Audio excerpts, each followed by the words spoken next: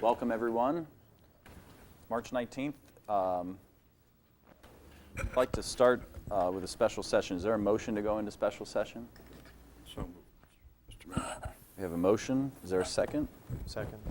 Second by Mr. Alshire. Any discussion? All in favor of going into special session? Aye. Aye. Any opposed? Thank you. So the item first is the approval of an ordinance for the acquisition of 4353 West Washington Street pursuant to Chapter 235 of the City Code. Mr. Mayor, I hereby move for Mayor and Council approval of an ordinance authorizing the purchase of property located at 4353 West Washington Street for the sum of $320,000. The ordinance stipulates 4 findings. The findings are that 1, the property has deteriorated to such an extent so as to constitute a serious and growing menace to public health, safety, and welfare. 2, structure is likely to continue to deteriorate unless corrected. 3, the continued deterioration will contribute to the blighting or deterioration of the area surrounding the structure. And 4, the owner has failed to correct this deterioration. The option purchase agreement is to be in accordance with all terms and conditions outlined in the purchase agreement. Funding for this acquisition is from Community Development Block Grant Funds and Community Legacy Funds. Second. Motion made by Mr. Brubaker and seconded by Mr. Munson. Any discussion? Just a quick note, we read the findings and when we review the pictures, there is very few buildings downtown that in review of those pictures meet the 4 findings as much as at least one of these structures does. So, it's a sad state that we reached the point where we, procure this process to purchase them for that turnaround, but they clearly fit the bill. I think just to add to that, I think this is proof that the city really is trying to put our money where our mouth is when it comes to revitalizing or totally transforming our downtown. Yes, sir. And I'd like to see these buildings, this is just a comment on where we go.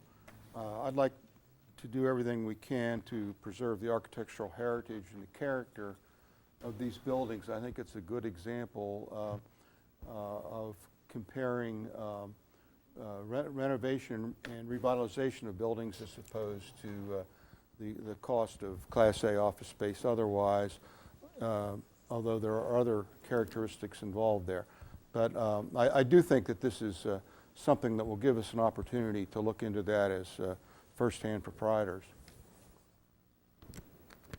Any other discussion? All those in favor of the motion, please say aye. Aye. All opposed? Looks like it's unanimous. Motion carries. We're going to strike the second item on the special session from the agenda. We'll bring that back perhaps next week. So that'll end our special session. We are now going to go into a work session, and the first item on the agenda is a proclamation. Is there somebody here from the St. Baldrick's Foundation?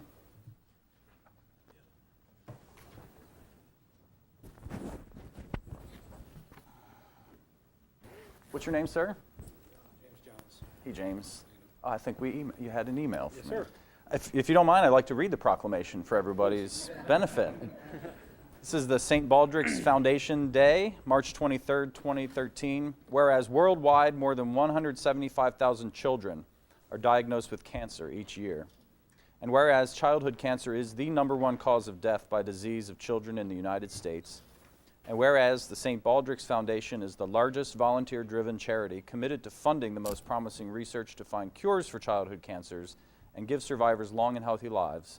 And whereas the St. Baldrick's Foundation currently funds more in childhood cancer research grants than any other organization except the U.S. government. And whereas enlisting the recognition and support of elected officials in the city of Hagerstown will help raise awareness and move us closer to finding cures and better treatment options for kids battling this disease. Now, therefore, be it resolved that with the support of the City Council, I, David Geisberts, Mayor of the City of Hagerstown, Maryland, do hereby proclaim and recognize March 23, 2013 to be St. Baldrick's Foundation Day. Thank you for all your work. Would you like to say a few words? Basically just that the the professional firefighters at Hagerstown, we kind of took this on, being that one of our own members' child was diagnosed with cancer earlier this year, Aaron Miller. And we've been raising money for it. All the money goes to charity for research. You know, we don't keep any money or anything like that. So basically, you'll notice a lot of us have, you know, our hair's not looking like normal, mustaches, things like that. Oh, that's where the Fu Manchus are coming Exactly. This Saturday on the 23rd at Hard Times Cafe, we're going to have a shaving event. Event starts at 1 o'clock, where we're going to be out there, and those that signed up are going to get our heads shaved and stand in solidarity with kids with childhood cancer. So if you're available, come on out. It'll be a fun time. Great. Thanks for being here. Thanks for all your work.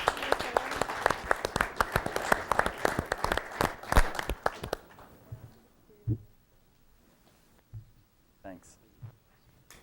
All right.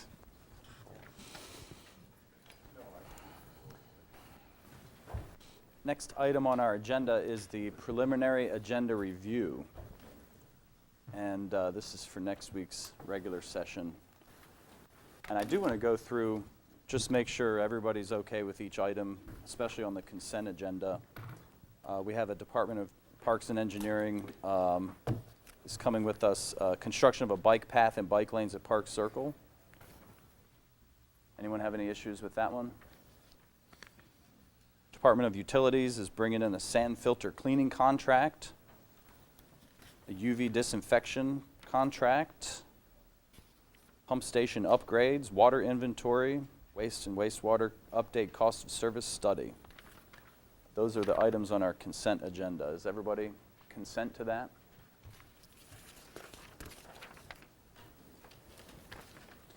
And did anybody have any comments on any of the unfinished business or new business coming before the council?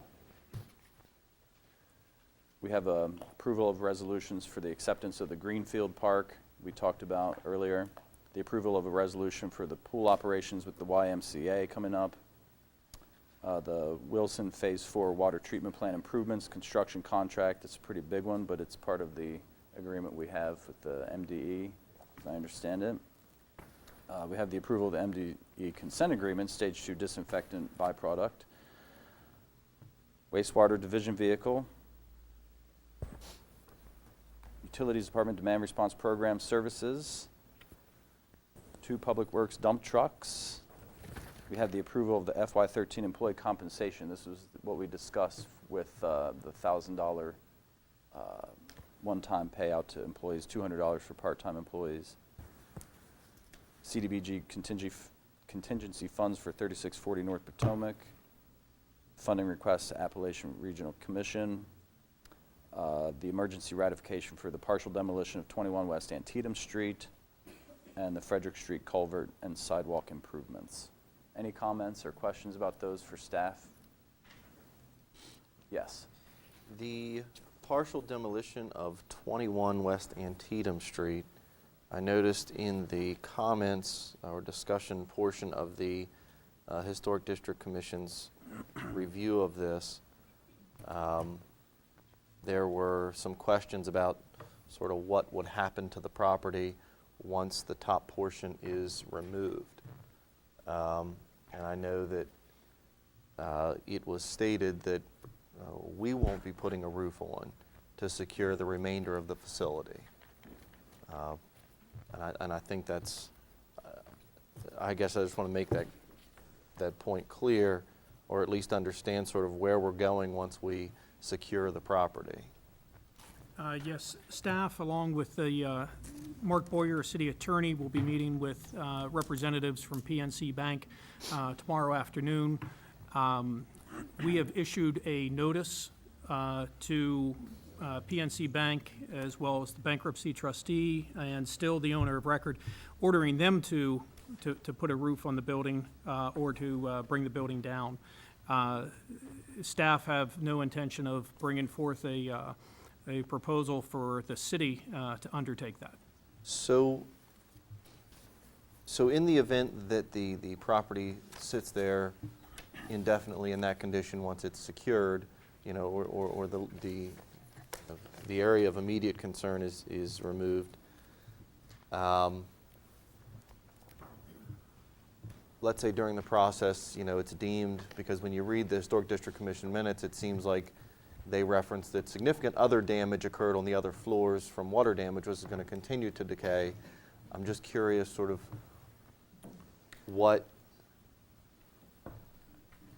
at what point we would deem that structure to be of a condition to have to come down altogether, and maybe how that works. I think we'll have clarity after we meet with the representatives from PNC Bank in terms of what their plan is with the building. Strictly from a staff perspective, we don't see value in trying to salvage that building. The damage is so significant that it would not be a good business decision for the city to undertake that. So we've spent $90,000 already doing demolition work. We're going to spend an additional amount, and I assume that'll be added into somehow to that area of compensation. And yes, and we'll be seeking full reimbursement from the bank for the amount that we have into the property. So, I mean, if you read the paper right, the bank's owed, $500,000 for the property. We spent $150,000 securing it.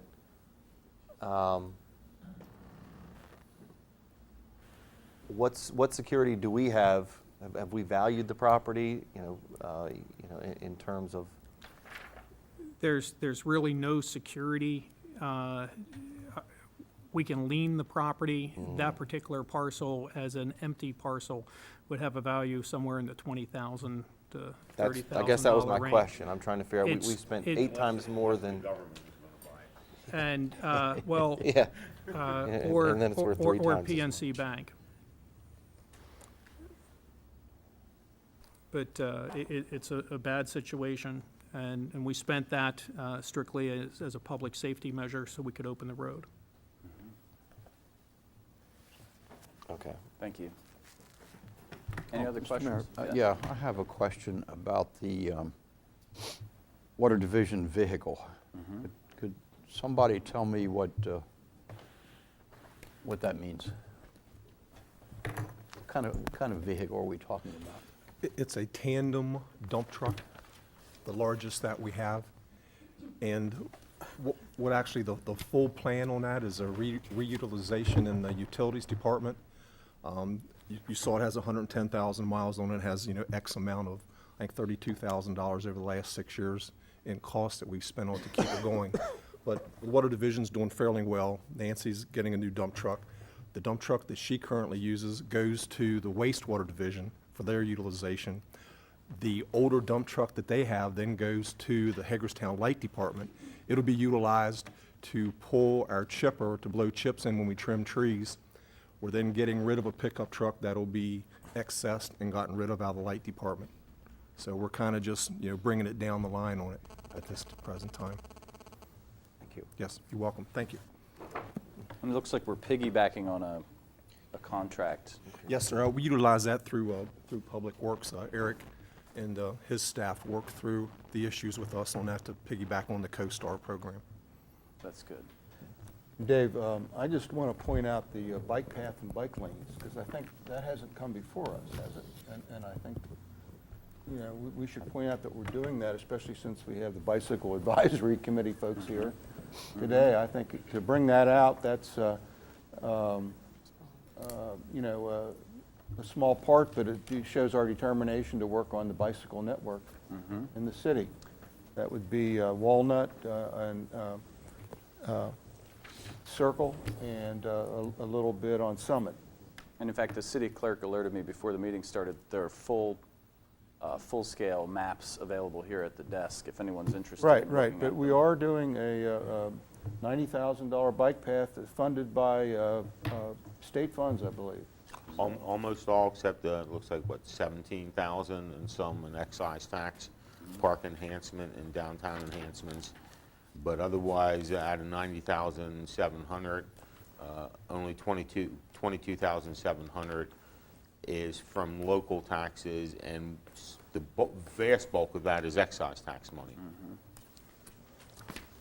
I agree. I think it's a great project, and it keeps our bike network growing. I think it's a good attraction for people who are looking for an active lifestyle, and it makes bicycling safer in the city. So I think it's a great thing for the city. Looking forward to the update from the committee. Any other comments about the agenda for next week?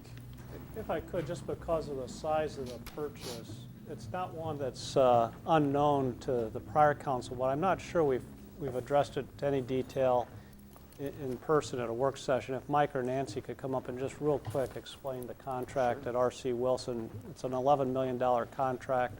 We're working within our budget with support from the state MDE program funding. But I think just to take a minute and Yes, touch on that one. I did pull the numbers out we've been up with 5 memos since 2011, so we've had some discussion with previous council and with this council also in information in last week and also in January. It's our disinfectant byproduct rule upgrade that we have to do that we've been discussing, which will be a change in how we actually treat our water at R.C. Wilson.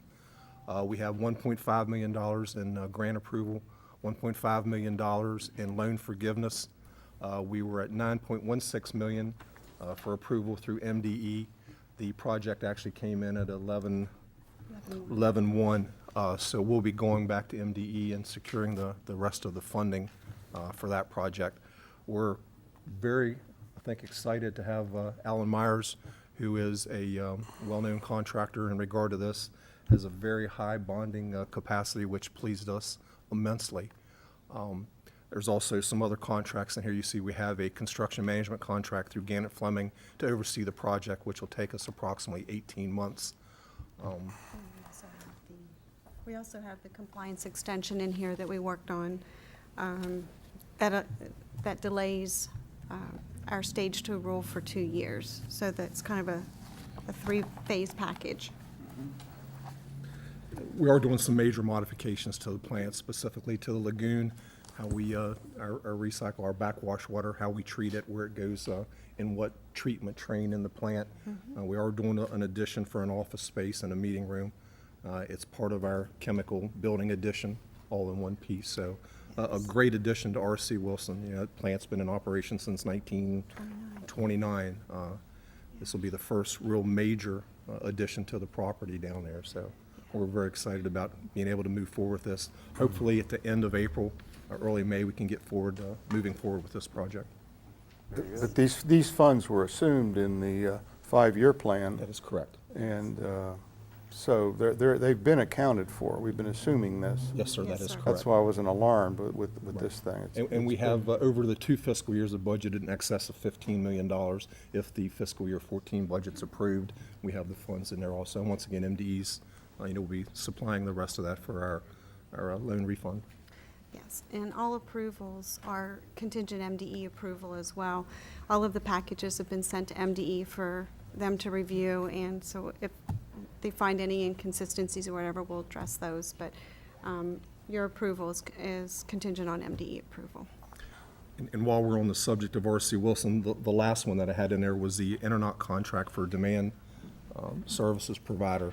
That's where in times of high demand on the electrical system, they will call us, ask us to go off of the transmission grid, generate our own power with the generator that we purchased in our last upgrade, which was approximately $1 million. As you can see, we're going to get $219,000 over a 5-year period just to be in the program, that we don't have to operate one bit for that. So, we get 3 or 4 of those in there, we're going to almost pay for the price of the generator that we had. So that's a good service that they provide. It'll definitely help us to recoup some of our capital costs. Are they? Right, and you have the emergency generator. And we have it there, absolutely. But you have 2 separate circuits coming We into do. that plant. We do. right? If they so choose to feed us that way, and they have when we've lost one side or the other. And then real quick, Mike or Nancy, you've got water operations staff here that Mayor and Council don't see We brought weekly. You wanna everybody just with us as we typically introduce do your on folks? these. Nancy? Yes, we have Dwayne Bartles. He is our instrumentation and maintenance coordinator. Troy Johnson, distribution superintendent. Matt Carr, he's the assistant superintendent of production. Bob Gebbia, he's our chemist. And Ed Norman, our engineer. Thank you guys for coming. Well, since do we good have you work. here also, I assume this is to maintain and actually improve the quality of water that we're providing to our customers. Yes, sir. It's going to change the taste. It's a new system, a different system, right? I told you it was a loaded question. Will be, our secondary disinfectant will be chloramines versus chlorine. So we will have a switch over, and we'll have a public notice and, public outreach prior to doing that. We'll have to have a taste-off with Cumberland and Frederick, I guess. We could do that. Of which 3 years ago, we did win the municipal Yes, water we did. tasting that we Right. held here. Yes. So we were very proud. And yes, going from a chlorine gas base to an ammonia type system, some may be able to tell a difference in it. We pray that it's seamless. We plan on it being seamless. But yeah, there'll be some, once again, there's some great outreach on that. We have to go to the other 3 municipalities, plus we'll do some more outreach with our citizens Well, once we get moving seriously, you ought to along. monitor, because PR might be useful to say. Oh, absolutely. It's built into our construction management services contract, all the outreach programs, so People we have those understand. designated. MDE will require that we do significant public outreach because of chlorination.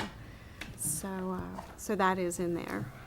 Yes, it'll be a major upgrade, a major change in how we do things today to how we'll do them 2 years from now. It'll be a huge learning curve for our operators.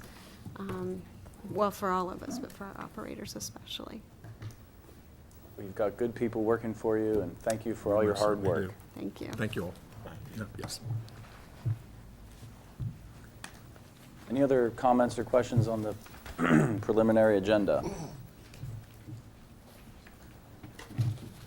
Alrighty then. Next item of business is Hager House. Presentation by Washington County Historical Society. We have Roger Fairborn and Tom Ryford coming to the table.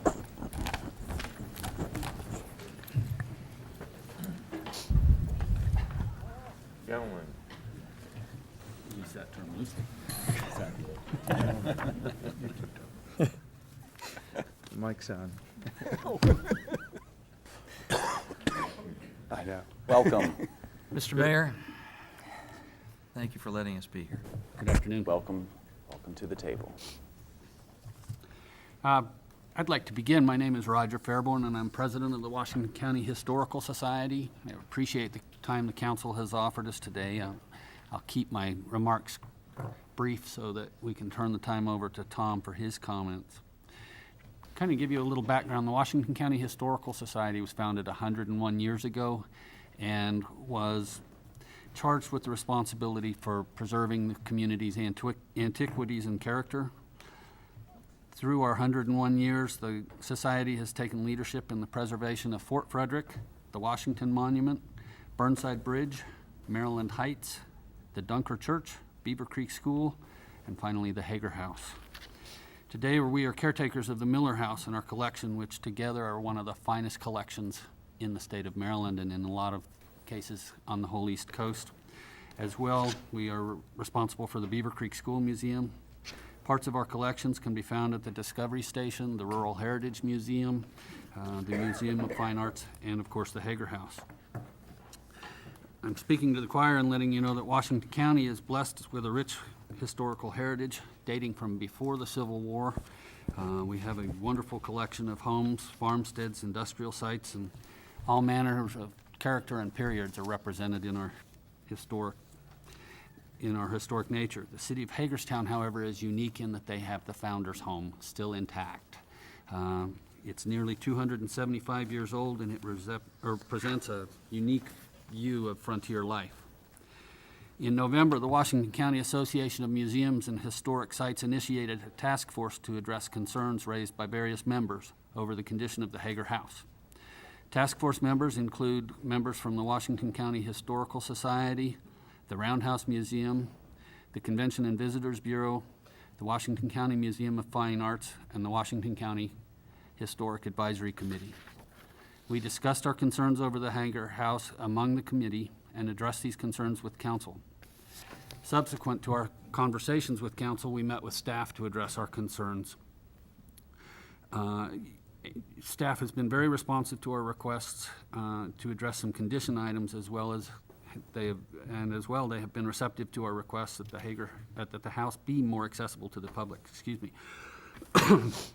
We want the Hager House to be a part of the museum ramble this spring, as well as being a part of the historic places of worship scheduled for December. The task force has generated a great deal of discussion and volunteer needs of the local museums. We're like every other nonprofit, always looking for more support in the background. We will be furthering these discussions to create a group of volunteers trained to act as docents in all of our museums, and perhaps these people will be trained to work in multiple museums, or may have a Civil War function that they may want to look at one particular museum only in reference to a particular issue of or a particular part of history. Staff here at the City Hall has indicated a desire to participate in that effort with the reestablishment of the Friends of the Hager House program. A number of years ago, the Washington County Historical Society made a fundamental change in our policies regarding the Miller House. Recognizing that old buildings need to live and to be used to remain viable, the house is widely available now for tour groups and now hosts other historic society displays, as well as our own. We have expended thousands of dollars on maintenance and improvements, and very soon the Miller House will be available to the public for small functions.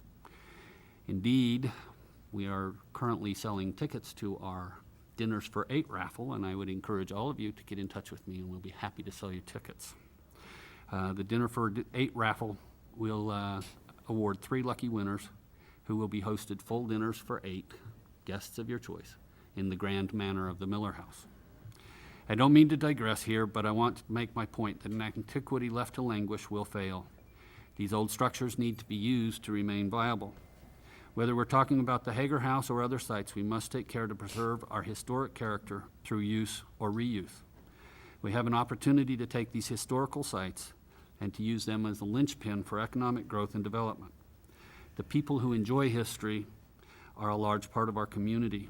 By enhancing these sites and making them accessible, we encourage folks within our community, as well as those from outside our community, to come in and visit and enjoy everything our community has to offer. The Society, as well as other members of this task force, are looking forward to continuing discussions with the council and staff to further these efforts. I appreciate your time, and now we'll turn things over to Tom. Mr. Mayor, members of council, my name is Tom Reifert. I'm the president and CEO of the Hagerstown, Washington County Convention and Visitors Bureau.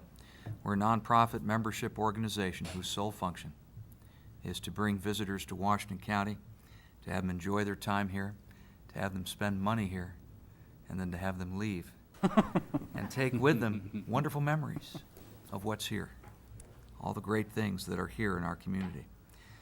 This Hager House is the marquee, premier 18th century home in our western Maryland area. Hats off to city staff for working closely with us the last few weeks in particular in talking about some of the concerns and some of the directions we'd like to see things move forward.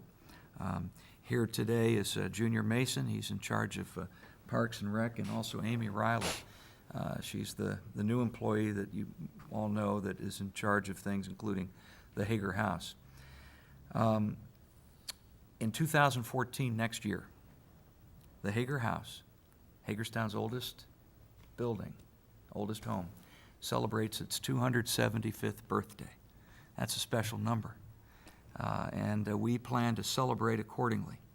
This is going to be a big deal.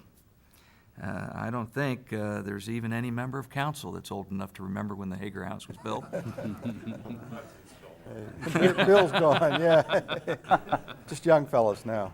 Well, maybe some folks do remember when the house was presented to the city in 1954 and when it was opened to the public for the first time as a city museum in 1962. The Washington County Historical Society and the CVB have been working with your staff, the city staff, on security, preservation, and historical interpretation of the house. And we're underway to properly celebrate this 275th birthday of the original home of the man known as the father of Washington County, the man who built a house and a love story, and he presented it to his wife Elizabeth, and later named the town after her. Elizabethtown, of course, was the name of this place for many years until it got changed to Hagerstown, honoring both Jonathan and Elizabeth. The uniqueness of the Hager House in its construction, its displays, and in its collection attracts heritage travelers. And this is very important because the heritage traveler stays longer and spends more than the recreational or business traveler. This generates more economic benefit. Also, the heritage traveler is more educated, likely to be more mature than a casual visitor. Visitors here in Washington County spend about $300 million annually, looking at the last 2 years on average. Now, the heritage travelers of that number in the hundreds of thousands during this past year and visited local sites including Antietam National Battlefield, which, just looked this up, in 2012, Antietam had over 1 million visitors. Fort Frederick State Park, more than 100,000 visitors. South Mountains Gathland State Park, Washington Monument State Park, and of course, our own Hager House here in City Park. There were 2 million overnight visitors last year in our county and about 6 million day trippers, people who visited and then went back home. A day tripper who's somebody that travels at least 50 miles or longer and doesn't come here to work. This is a real traveler. In Maryland, the heritage travelers make up about 20% of our total visits, and we want to grow this. We want to grow this number. Interestingly, heritage travelers contribute about 40% of the overall visitor expenditures. In Maryland, it shows more than $4.61 in tax revenue for every dollar invested in heritage areas. Cultural heritage travel is a very large and very lucrative segment of the travel industry. 81% of U.S. adults included at least one cultural, arts, historic, or heritage activity, totaling 118.1 million adult travelers. Visiting historic sites and museums is the third most popular activity for U.S. travelers behind shopping and outdoor activities. I could go on and talk about the importance of heritage tourism. I think you all get it. I think you all understand the importance of it. We know, for example, that 44% of these heritage travelers shop versus only 34% of the average tourists. You know, the real reason that Washington County became part of a state-certified heritage area, which brought significant grant funding to this city and this county for numerous and expensive projects in Hagerstown, is because of our unique history and heritage. Hagerstown is a part of the state heritage area. It's full of significant historical sites. Hagerstown and Washington County are both rich in historical landmarks, preserved heritage buildings, battlefields, historical parks, and other opportunities. And while we are rich in historic structures, in history and heritage, never let it be said that we're poor at being able to protect and to preserve our historical landmarks. Also, never let it be said that Hagerstown and Washington County doesn't want to show off our historic past. We welcome travelers here to see our special places. Twice since 2009, Washington County CVB received the Maryland Governor's Heritage Tourism Award. The most recent award was presented to us in November. Also, earlier this year, the CVB celebrated with the City of Hagerstown staff for an award from the Maryland Historical Trust for excellence in community engagement in the Maryland Preservation Awards. All across Maryland, tourism professionals say those folks in Hagerstown know just a little bit about cultural and heritage tourism. We understand the value of heritage tourism, including the state of Maryland's latest report, which indicated that more than $9 million was raised in total local and state taxes through visitor spending in Washington County. All told, our county-wide tourism industry generated more than $60 million in total taxes, federal, state, local, and that includes sales taxes. In 2012, the local lodging tax collected by Washington County was up by more than 12%. This was partly due to the heritage traveler who came to our county to see Civil War sites and also to see 18th century sites, including Fort Frederick and the Hager House. The number of jobs in tourism last year, 2012, went from 6,200 leisure and hospitality jobs, according to DLLR, to 6,700 jobs in 2012. Now, the Hager House is a big part of this picture. It's picturesque. It's a marquee for our city. It's an iconic historic structure. We use it in our advertising. Here's a full-page ad that features the Hager House. You know, people here in this room are here in support of the Hager House. I'd like to have them just stand up and be recognized, folks that are here in support of the Hager House. They all know that it's rare for Western Maryland, you can sit down now. It's rare for Western Maryland to have a restored structure dating back to 1739, way before we were ever a country. It is worth a continued effort of stabilization, preservation, upkeep, and display. The value of the Hager House being open regular hours is that visitors come to Hagerstown and they spend money and they leave taking with them some wonderful memories. Now, I again want to thank Junior Mason and Amy Riley for stepping forward to be part of this discussion with us. We are working closely with city staff to make sure that the Hager House has a regular schedule and that it is staffed by trained docents. This is important. We also recommend that there should continue to be a schedule of these time-tested traditions of the special events that always used to be at the Hager House, which would attract visitors and residents alike, like the German Christmas and German Easter and all those great events that they always used to have. We will continue to participate in marketing this historic home.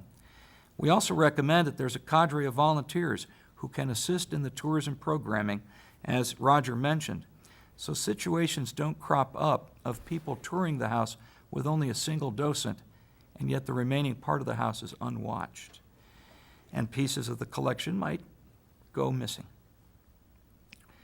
We recommend also that a curator be considered to be in charge of the Hager House. I think that's a good goal. We also urge that the city continue an effort of caring for the collection in the house, making sure that the historic home is always protected, cleaned, and maintained. Lastly, sirs, the CVB and the Washington County Historical Society in the heart of the Civil War Heritage area are truly very excited about next year's big birthday, 275 years. The birthday of Hagerstown's most iconic and historic home. We know that the mayor and council are also very excited and that city staff will continue to partner in the planning of this terrific birthday. I checked the attendance in the past several years of the Hager House. The biggest year we ever had in the last few years was a little over 12,000 people. I bet that next year during the birthday, we can double those numbers. Thank you very much for letting us take this time to talk about the Hager House. Thank you for the support that you have shown as a council and for staff for having the Hager House move forward towards this very positive goal. And we'll be happy to entertain any questions. Thank you for that very eloquent presentation, and I don't want to speak for anybody, but I'm pretty sure I can speak for everybody in saying that we appreciate all the efforts that everyone has put into preservation and marketing of the Hager House, and certainly I think we all recognize its value and importance. And I think I've been in conversations with Rodney about some of the concerns that have been raised about the Hager House, and I think that I'm glad to hear that the staff is working with you on those things. I do know that we used to have full-time staff at the Hager House, and that because of the tough economic times and the budget restraints, that staff person was let go. So I don't know if in future planning we can look at whether it's through volunteer efforts with the Friends of the Hager House, or I know you recommended a curator. Where do you see a curator? Who's going to pay for it, I guess, is the question. Where do you see that coming from? Well, the devil's always in the details. And I'm glad you said it's a good goal, Mr. Mayor. Having somebody that's specific interest is the Hager House and the historic sites that the city of Hagerstown has, the train museum and City Park and things like that. That takes a historian with a historical interpretation background. Those are things that, if you work towards that goal, maybe good things can happen. we would applaud that if that becomes part of your strategic plan for years moving forward. I'm all about wanting people to come here, and having a curator keep things open, keep things going, well, you just see that there's more opportunities for that to happen. Certainly is one of the main attractions when people come to Hagerstown. Absolutely. The curator, you know, the volunteer and the Friends of the Hager House and the things that we're developing, that's a broad brush approach, but the curator charged with the responsibilities, you know, then suddenly all of the maintenance issues and things like that that we've been working through, those are resolved because there's someone who is absolutely hands-on. Given their interpretation background, they're going to be much more skilled at showing off the property and maintaining the property than any group of volunteers ever could hope to be. Are you satisfied now with the security of the valuable museum items that are housed in the Hager We've House? ramped up our comfort level significantly, yes. That's good.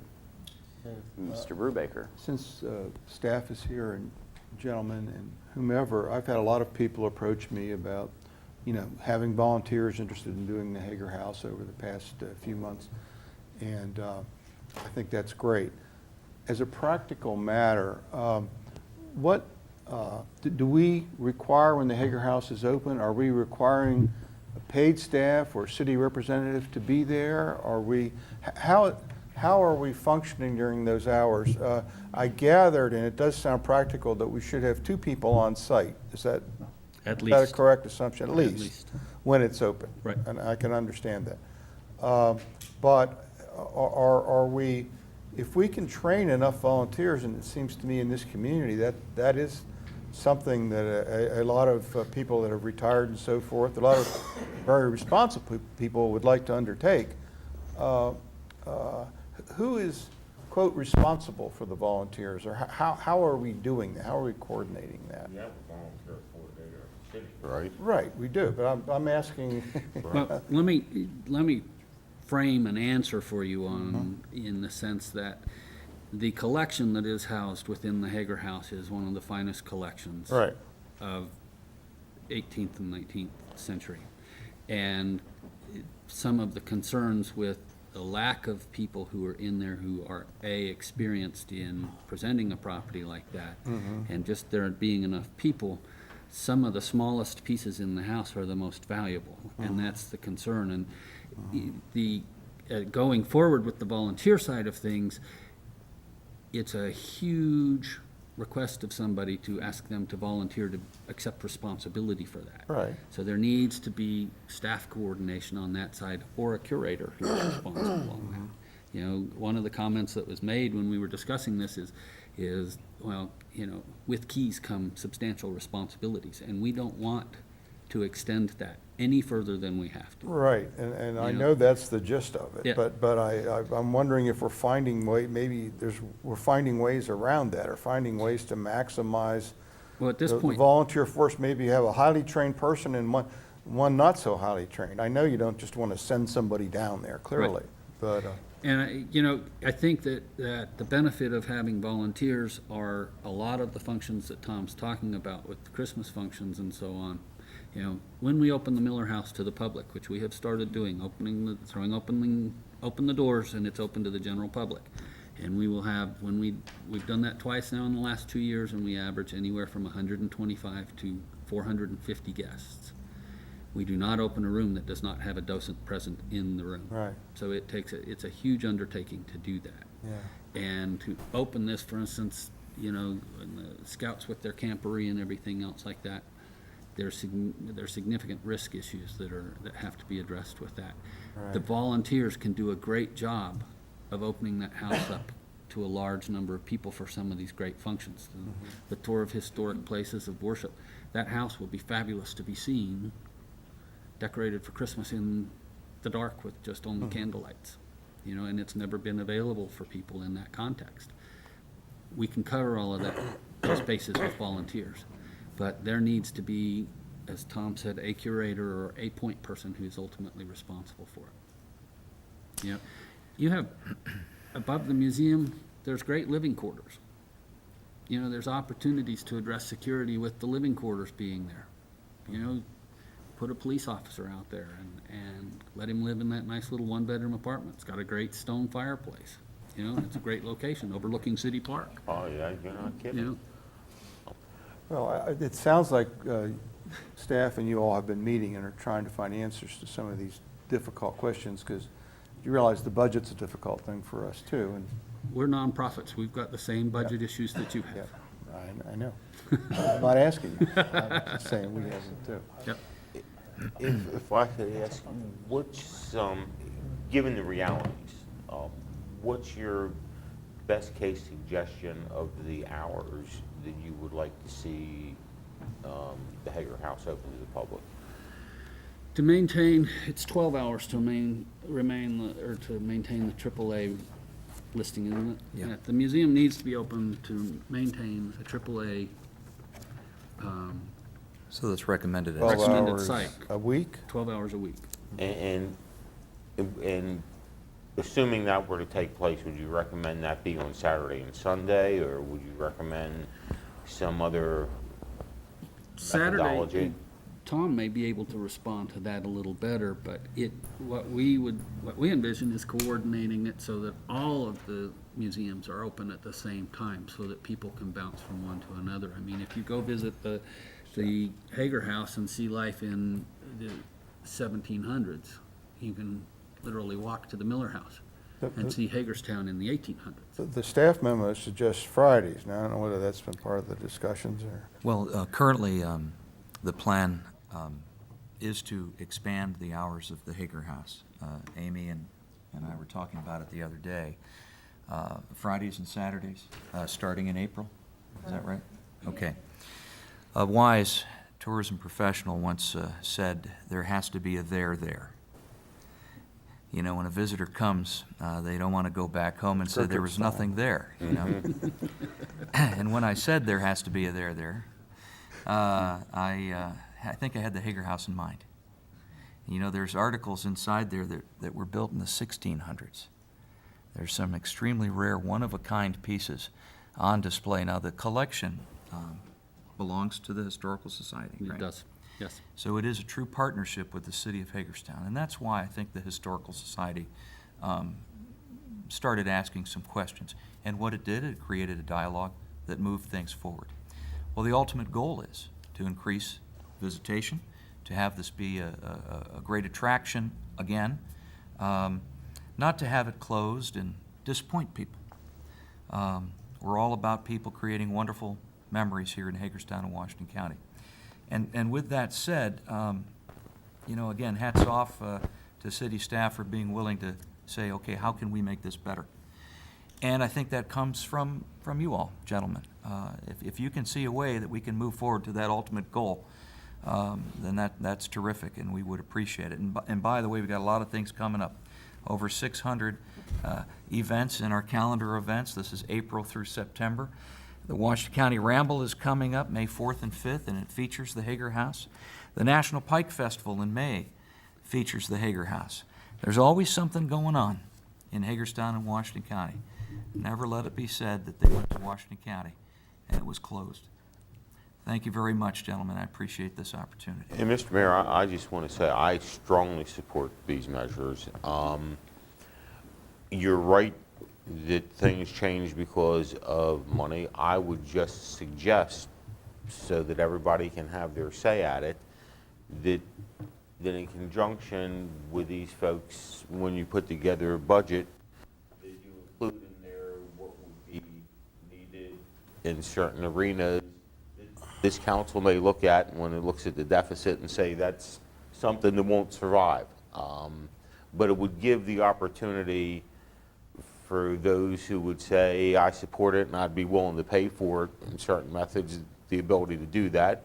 And obviously, this was cut for a reason, like many things, but I would like to see that go to give those of us who support this, if it required money, the ability to. And Penny's not here, but I know she is obviously a very strong supporter of this. I know I have a oil painting print hanging in my house at the Hager House.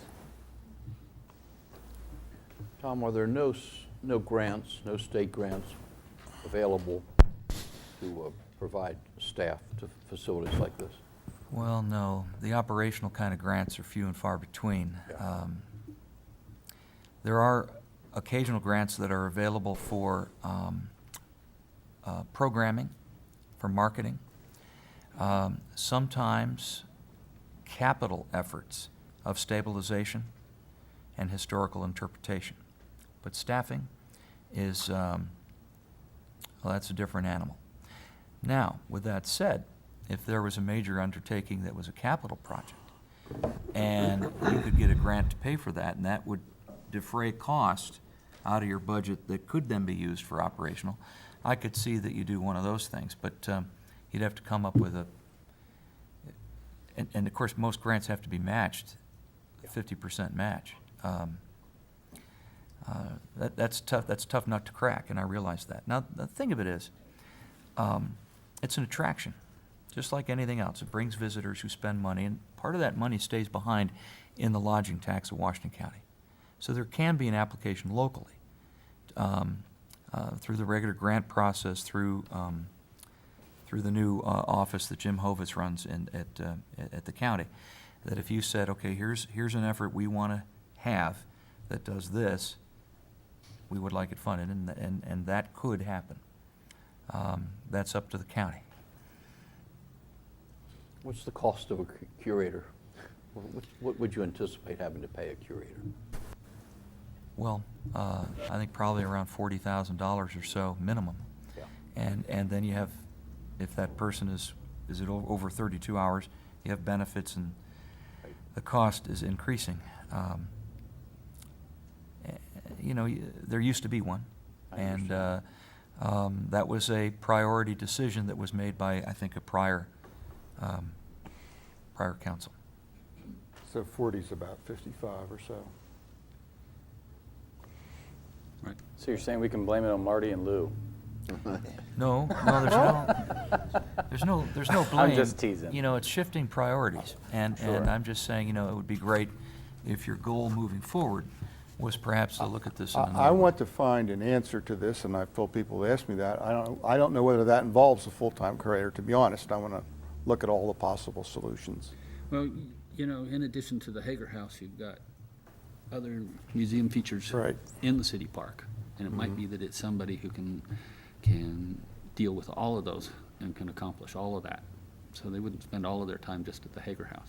Yeah, I think one thing, well, and first for me, the priority is the structural integrity of the home. I mean, I know when I was there during the holiday events over Christmas, that, you know, that's one of the things that I noticed, and maybe I'm a little more sensitive to that now that I have a home that's old, and I feel like I'm constantly fixing it.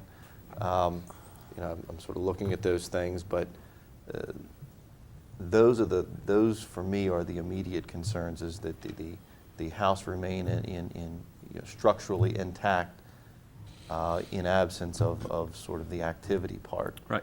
And I think that for me, I think that's where some of that immediate attention is better focused.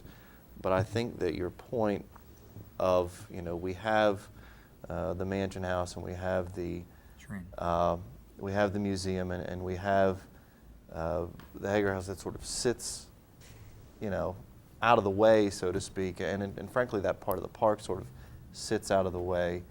I think that there is an opportunity to figure out how to sort of tie that into, or maybe figure out a better way to tie that into, you know, the larger park, as you can see development. I mean, I can remember when the big buildings were still there, you know, that nobody occupied, and they were taken down. And then you had a gravel lot, you know, and the gravel lot turned into a memorial, and then, you know, so I think we're sort of moving in that direction.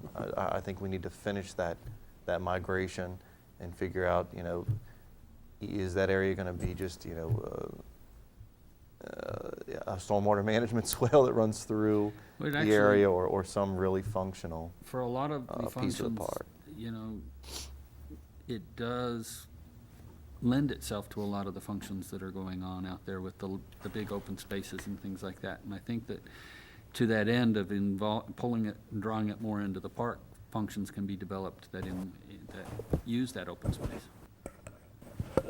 You know, we had a huge event there last June called the First Call Weekend with hundreds of people that were set up in tents and reenactors and different displays. National Park Service had 3 different displays and exhibits. And the Hager House was open, and a lot of visitors were there. And it would be great to have at least one event like that every single month to bring people to America's second most beautiful city park and Hagerstown's home of its founder. I don't want to take up a lot of your time. I'm not sure if we can solve all of the problems. But I'm glad that you all agree that it's a good goal to move forward with the proper security and the display and the welcoming situation that we all would like. Okay. Let me just ask one other. If you had a full-time coordinator, curator, why couldn't that curator also function as a fundraiser?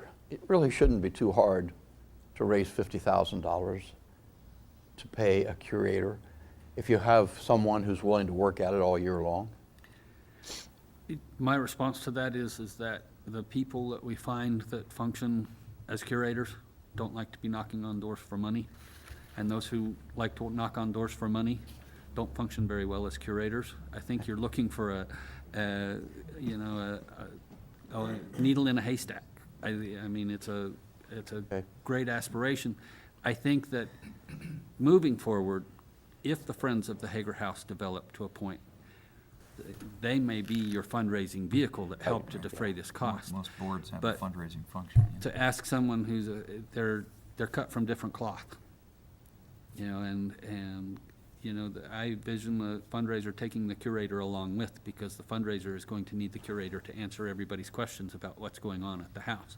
But the fundraiser is going to be setting things up and moving it forward. That's after we get further on down the pike, and it's a little bit of chicken and the egg as to how we can move one or the other forward. Okay, thank you. Well, meanwhile, we have a birthday to plan, 275 years. Let's not lose sight of that. And, it's a year from now, 2014. So I expect, big things and a party tent and all kinds of stuff happening at the Hager House. And, the mayor and the council cut the cake and the whole bit. And we'll have Jonathan Hager there in his uniform, and it'll be a big deal. All right? Well, thank you so much for all your energy and enthusiasm. Very good. This particular Thank you very much. event that we have, and I know the staff will follow up and keep us in the loop. Thank you. Next item on our agenda is the Bicycle Advisory Committee update. You guys aren't going to stay for the rest of the fun? Lots of interesting topics. Right. Have a bicycle race. Yeah. I'll let you sit. I just want to introduce it, and then I'll let you sit. Is that okay? Go ahead. Just by way of introduction,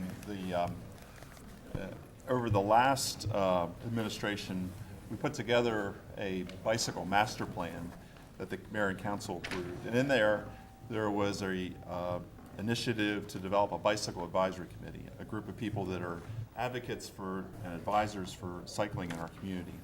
And just wanted to make sure that they had an opportunity to come under the new administration to show some of the things that they've accomplished and some of the things that they're working on. So I'm pleased tonight to have several of them here.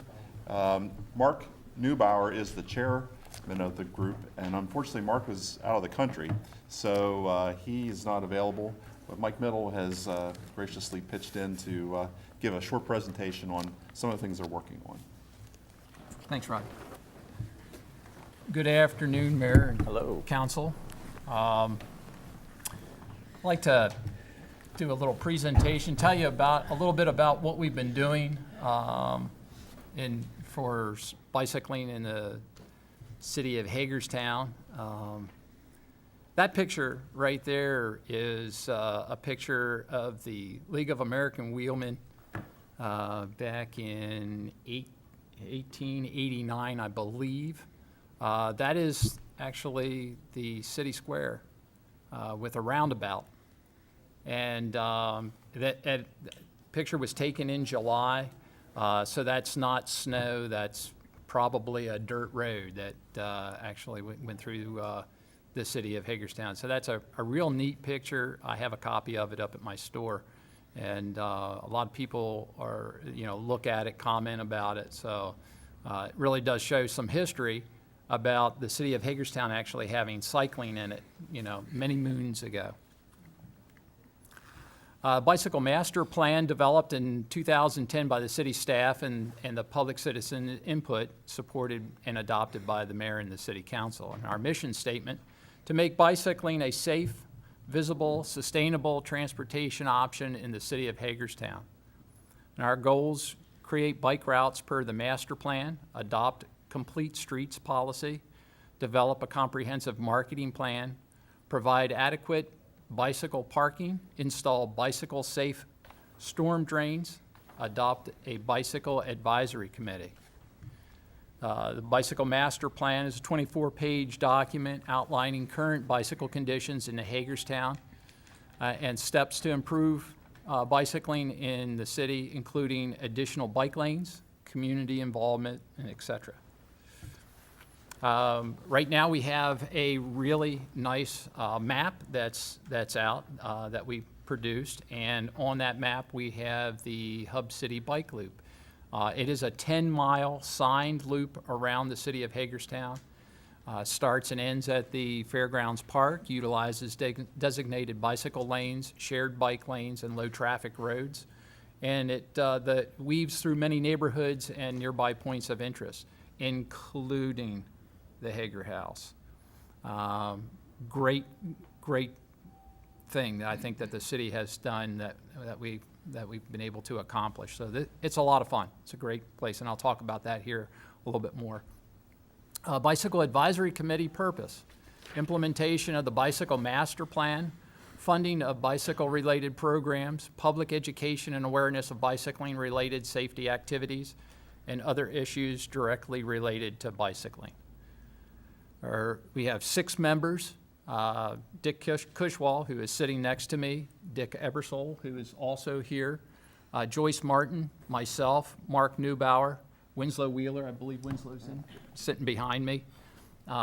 Ex officio member, we have Lou Metzner, and city staff is Alex Rohrball and Rodney Tissue. And by golly, they do a lot. Develop route map, and the copies, I guess do we have copies here? This is a bicycle map, 2nd edition. And on the back side, it breaks out a little bit more. It shows Hagerstown and outlying areas, how to get to us and how to get from Hagerstown to other areas, like maybe down to the C&O Canal. And on the other side is a very nice, colorful outline of all the city streets that are bicycle friendly, that may have bicycle routes on them, also the 10-mile loop around it. We have safety instructions teaching people how to use hand signals and how to ride with traffic. So there's a lot of great information on this. If you don't have one, I would recommend that you pick one up. If you, I'm sure you can get, engineering still has some. So Rod has some. If you're out and about, you want to stop in at my place, Hub City Cycles, I'll be happy to give you a map also. I have those. Parks and Rec has it at Fairgrounds Park, I believe, too, as well. Okay. And their office is there. So great. It is a great map. Great map. Wonderful. And there's a bunch usually in the lobby of City Hall. I mean, if you're downtown, you just walk in the lobby and get one. And pick one up. Yep. So that's another thing that we've done along with the help with the Convention and Visitors Bureau. They've helped with that. Develop bicycle-related events. May is Bike Month, so we like to. There's a bunch of things for that. We meet with various groups, safeties, be the police, Board of Education, Bikes for the World, State Highway Administration and Department of Natural Resources. Provide input on bicycle rack locations and offer input on bike lane installation and advocate for grants. We're also bicycle-friendly community application and suggested improvements. Here's there again, a picture of our map with some highlights on it, places of interest that we have on there. May was Bicycle Month. I'm sure you all have seen this. What a wonderful thing that Barbara Ingram School had done. It's beautiful what the kids were able to do, and I think it adds a lot to the city of Hagerstown. So we had in 2011, we had our mural dedication. In the month of May, we do the Ride of Silence, also Ride with the Mayor. So, Mr. Mayor. I'm ready to go. Awesome. I'll bring in my bike soon to get tuned up. Great. We'll get you there. Designated rides in the Tour of Washington County Downtown Criterium Race, which will be its 3rd year this year. The Ride of Silence is a national event that is held in May in many communities across the country. Ours is May 15th. It's at 7 p.m. It'll meet at the Fairgrounds Park, and we will do a dedication, and then we will do a ride, the 10-mile loop around the city of Hagerstown, and it's to honor those that have been killed and those that have been injured. We've had attendance well over 50 in the past 5 years, and we are the highest attended function as far as the Ride of Silence in the state of Maryland, so it's something to be proud of. Tour of Washington County Downtown Race, one of only a handful of twilight bike races on the East Coast for 2013. This will be our 3rd year. 200 plus riders expected, and it's promoted by the local Antietam Velo Club with the support of the city of Hagerstown and the Bicycle Advisory Committee. And that date is going to be Friday evening, June the 14th. And it's wonderful. If you haven't been downtown to see this race, you are missing out. You really need to come down and take a look. Our bicycle-friendly community, League of American Bicyclists program to provide a roadmap for improving conditions for bicycling in the community. Hagerstown was awarded the honorable mention in 2011 and 2012. We received some suggestions on how to approve and to obtain the next level of an award. We need to improve our bicycle education opportunities, both children and adults, continue to add bicycle lanes and improve overall road conditions for bicycling, and encourage local businesses to become more bicycle friendly. Can you explain what that means? How do we encourage businesses to become more bicycle friendly? What we want to do through the program, it's if businesses would allow or have a place for their employees to park their bikes, having a place to take a shower, like a locker room, maybe even have an incentive program. There are many communities that, like, we'll say, look, go to the bigger ones, because I know this. Washington, D.C., with a lot of their big corporations down there or businesses, and they have an incentive. Instead of having their people drive their cars and get all that congestion even worse than what it is, they'll tell them, say, hey, park on the outskirts and ride your bicycle into work. If you ride your bicycle into work, we'll give you whatever it is, some kind of an incentive. I know one gentleman that comes up to our store, and he gets these like checks, and it's from his company that he spends only in a bike shop. Okay, and you have to sign up for the program, in which we do so that we can take those checks.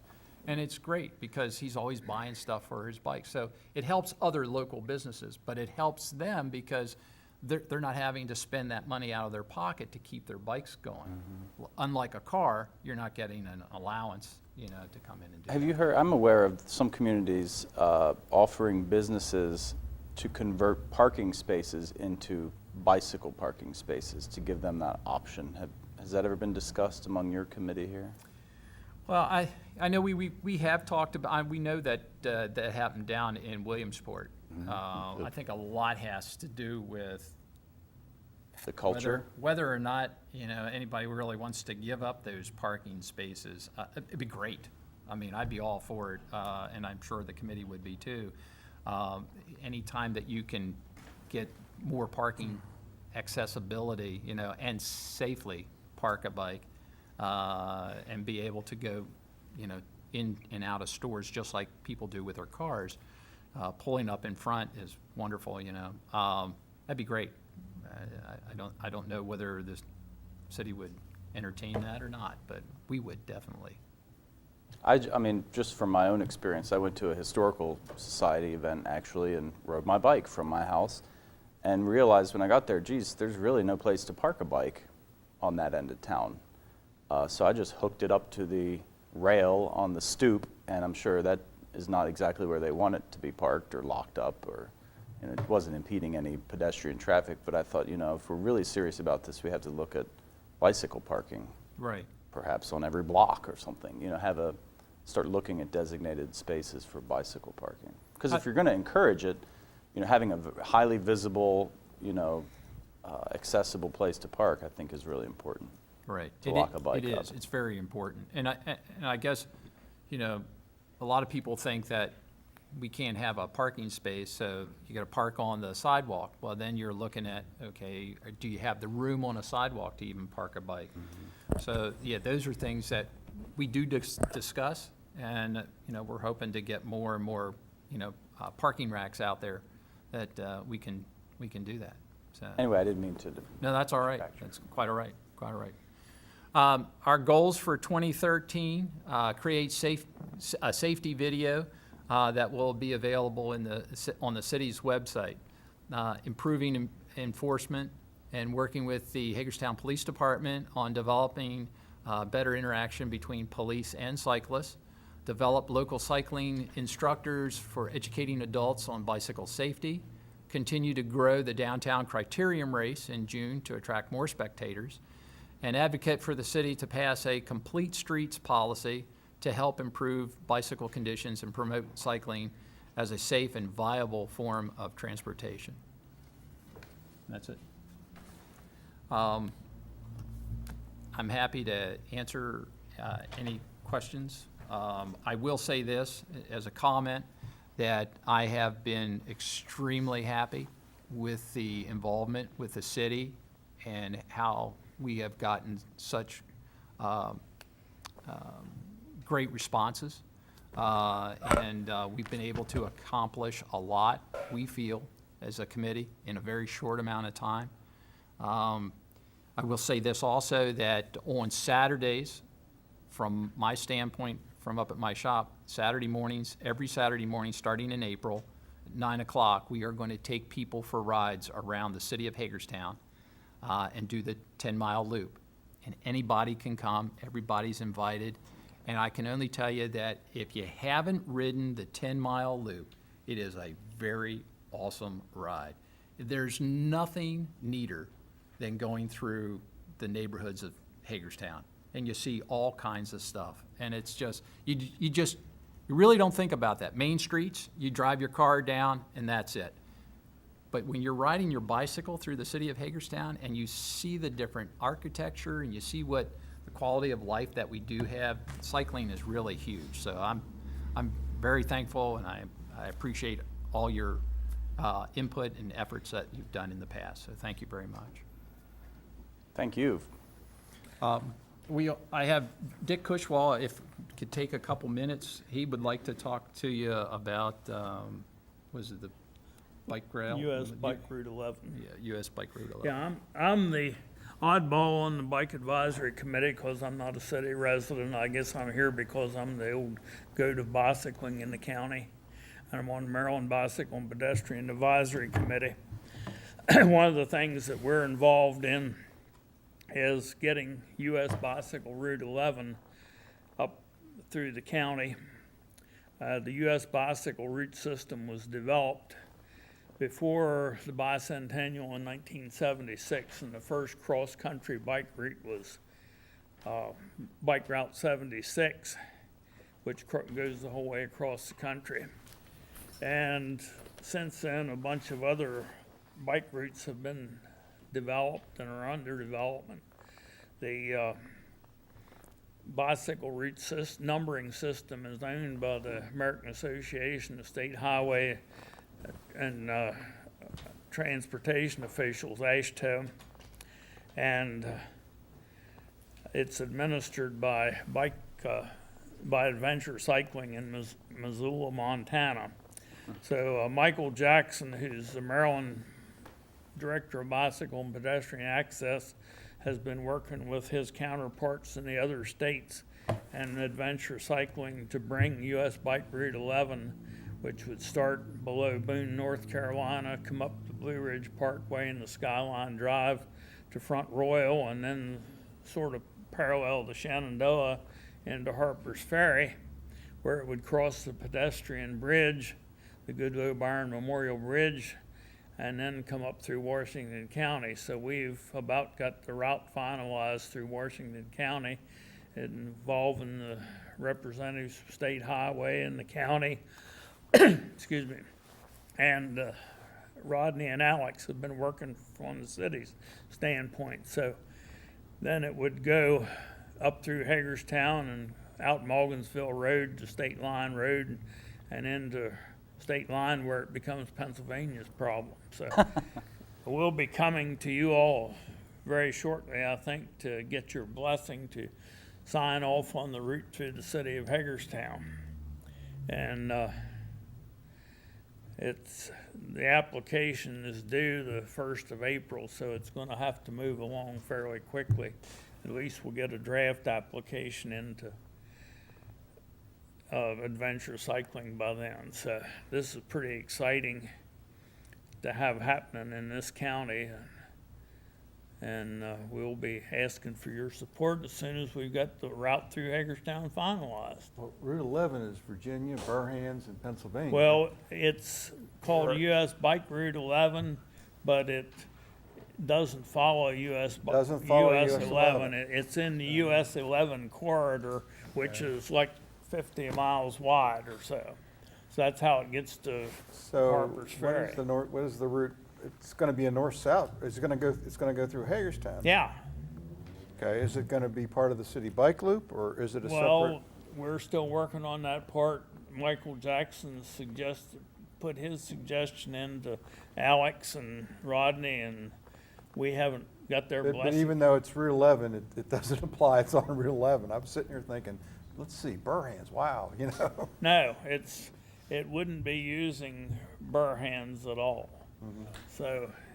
Well, but that's Route 11. That's and it's when it comes up out of Harper's Ferry, once you get off the canal, you get on Harper's Ferry Road, Keep Trist Road, and come up 340 and 67 to Boonesboro, and that's a signed bike route in the county, state signed bike route, and 40A is a state signed bike route to come into Frederick Street on, and then we'd diverge there, and probably we're looking at Mulberry and Locust and Franklin and Washington to get out to Salem Avenue and get over to Marshall Street and head north on Morgansville Road. That's a much more pleasant alternative than riding Pennsylvania Avenue to the state line. So that's what we're looking at. It uses 11 when it can. It uses 11 when it can, when there's bike-friendly shoulders, and it gets off of 11 when it gets full of cars and there's no shoulder. Yeah, well, it doesn't use, coming up the Blue Ridge Parkway and Skyline Drive, it doesn't use 11 at all. It uses US 340 some in Virginia, and it uses US 340 once it leaves the Shenandoah to get into Harper's Ferry. So, and then it would use 340 for a short distance in Maryland to get to 67. Yeah, it's the 11 corridor. Yeah, and you know, the corridor's like 50 miles wide. So.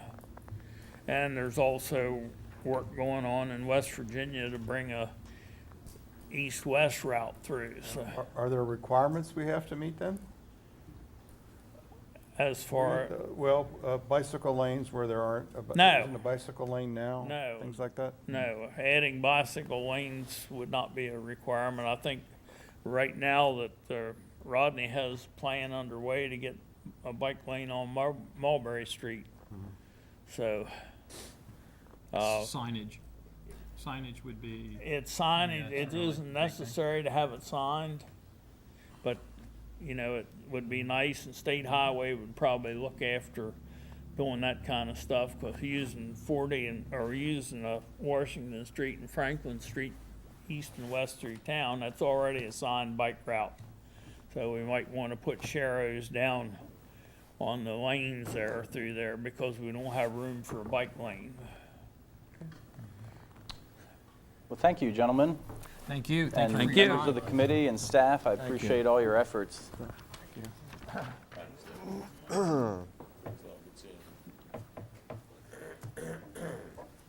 Next item on our agenda is pool operations for the 2013 season. Rodney Tissue and a representative, Mr.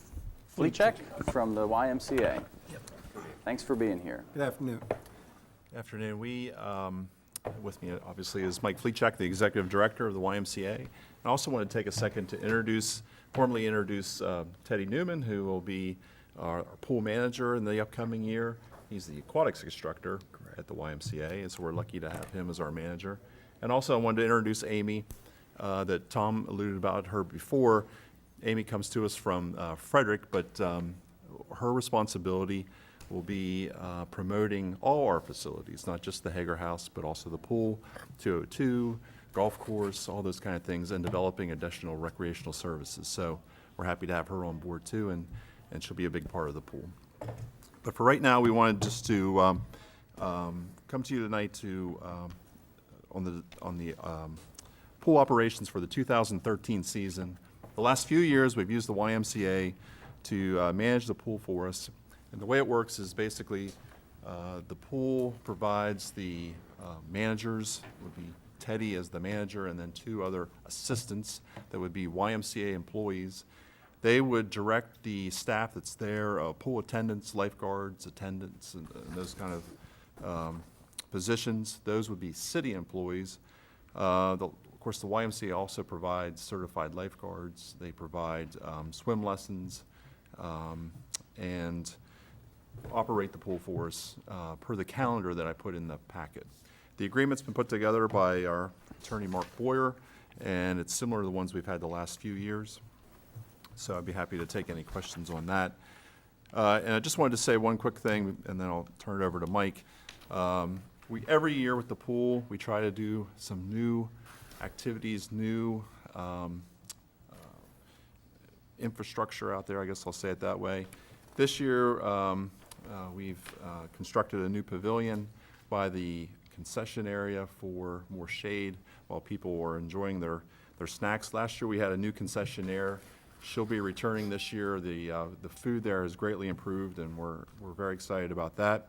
We're also placing some shade canopies on the deck, some of the similar type of canopies you may have remembered from what we were putting down at Municipal Stadium for more shade on there. What we're really excited about is in the works would be, if you remember our POS request from December, we're hoping that we would get, it was our top priority, would be funding for the waterworks, the dropping water buckets, the shooting water that we would put in the wading pool area. That won't be in this season, but hopefully that'll be in next season. I think that'll really be a game changer for us down at the pool. So we're working towards that, and we're excited about that. So Mike, did you have anything you wanted to? I just want to thank you for the opportunity to partner with the city on this, on the pool. It's a great opportunity for us. We can do a little staff sharing, so it makes a lot of sense. Hopefully we save in the city a little bit of money, and also saving the Y some money on operations in the summer. So I really appreciate the opportunity. Thank you. Is the pool always closed that early in August? We started doing that a couple years ago. The attendance really dwindles that time of year. So we went back and looked at our records for like the last week of August, and it was very, very low. So it just was cost effective. Again, that was back when we were kind of downsizing government a little bit here. We're cutting costs there. All the kids are in school and doing their homework by that time. Exactly. And even on the weekends, soccer has started, other activities at school have started. Yeah. So the participation does drop off significantly. Start losing lifeguards that are going back to college. That's another factor is also. Maybe you should open the last 2 weeks of August and make it adults only. Who's going to watch the kids? I just remember working in a pool, that was always the complaint that we got at Marty Snook was, why don't we ever have just adult time? Yeah. Any questions for staff or for the YMCA?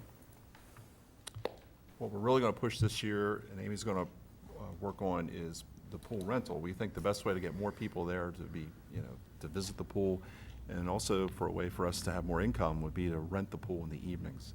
So we're going to be doing a lot of advertising on that this year, and we think it's a good approach. Yeah, we've actually cut back some of our swim lessons in the evening to just one session so that people can rent the pool at an earlier hour. As opposed to coming in at 8 o'clock, they'll be able to start at 7 o'clock, which should be Pool parties, birthday parties, and stuff like that. That should make a big difference, yeah. Yeah. The earlier you can make that, yeah. Right. Sounds good. So we're going to work on that. Yes. Thank you. Thanks. Thank you. Thanks, Mike. The partnership, thank you. Next item on the agenda is the city liability and property insurance. Mr. DeHaven from our Human Resources joins us. Good afternoon. Hello. Well, we always talk about workers' comp and the city's health insurance, so we thought it would be informational that you hear about the other insurances that we have in place. One of the biggest policies we have in place comes through Legit. Legit is wholly owned and managed by its local government members, and we are one of those. Legit was founded by the Maryland Association of Counties and the Maryland Municipal League. The premium for the coverages that we have through Legit totaled $373,390. By going through Legit and having the majority of our policies for liability insurance through Legit, we've realized savings in the amount of $79,767, which is something you don't normally get through regular insurance companies. If you guys have any questions, just ask as I go along. What was that number again, I'm sorry? The discount? Yeah, the discount, who's comparing it to what in order to arrive at that number? The discount is on our invoice. When we get invoice, we're seeing that invoice. It has all the discounts listed on there. And what is the number again? $79,767. So through Legit, we have auto, equipment liability. Our deductible is $500. Currently, the city insures 253 vehicles and 64 pieces of mobile equipment, and we average about 52 claims a year. Those 52 claims could be where the city's at fault or someone else has struck us, but that's what we've been averaging over a 3-year period. General liability, the deductible of $0, covers claims when a third party alleges damage to property or bodily injury caused by a negligent act or omission by the city or the city employee. We've averaged 10 of those claims each year over a 10-year period. Our law enforcement liability has a deductible of $10,000. Because the coverage could get costly, we keep the deductible a little bit higher on this claim. We don't have a lot of those claims. Most of the claims that we do get may not have a lot of merit to them, so we don't realize the deductible on it. You may have attorney fees that total out to $1,000, but we rarely hit that deductible limit. The other thing about the law enforcement liability, Legit offers us attorney representation, and they've done an excellent job through the years for us. We have excess liability through Legit. And that came through an agreement with the CSX property and Hagerstown Housing Authority. That policy is running right around $13,000 a year, and we get reimbursed by the Hagerstown Housing Authority for that. Victim witness policy. Any of our employees who are volunteers are not on our workers' comp insurance because there's no monies. They're not paid a salary. So we go out and we buy insurance to protect them, and it has policy limits for bodily injury. At this time, we go through the National Union Fire Insurance Company. Keller Stonebreaker is the broker. The Witness Assistant Unit is a group of volunteers who assist the city with violent crime victims and witnesses. They go out and they respond on the city's behalf. We also have the fire police policy. These gentlemen go out. You may see them in the street, blocking off the street during fires or police events.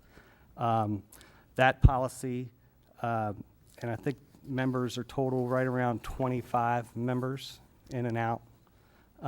It's a 3-year policy. It's $4,829 a year. Since it's a 3-year policy, it's going to cost $14,488. Citizens on patrol, they carry their own liability insurance, but as an in-kind service, we pay for their auto insurance, and that is currently $2,785. We have a number of underground tanks, and I think we have 4 tanks currently. Most of those are fuel tanks, and we're required to carry that insurance through the oil control program, through Comar. I think I skipped a page, didn't I? I think so. I did. On page 2, there's public officials liability deductible is $10,000. Our property coverage, we carry a deductible of $5,000 on that. We carry boiler and machinery damage with Travelers Insurance. Ray Gardner is the broker on that coverage. That currently costs us $10,350. You can't get that insurance through regular liability insurance, and there's only a few insurance companies, Hartford being one of them. We had Hartford previously to Travelers.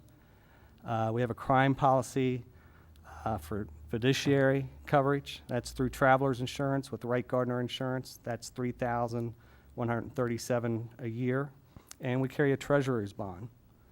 That costs $700 a year, and it's enumerated in the city code. All told, we're spending just under $400,000 in ancillary insurance coverage. And that's outside the workers' comp and what we pay into our health insurance. Questions? Thank you very much for the informative presentation. Everybody stayed awake.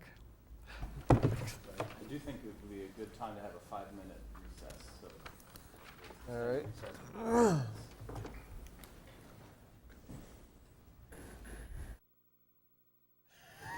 All right, we're back. Thank you. The next item on our agenda is the discussion of the Duvinage incentive package. Our esteemed economic development staff. Thank you. We're here to present a request for a non-direct financial assistance to Duvinage. Duvinage is a long-standing business in the city located at 60 West Oak Ridge Drive.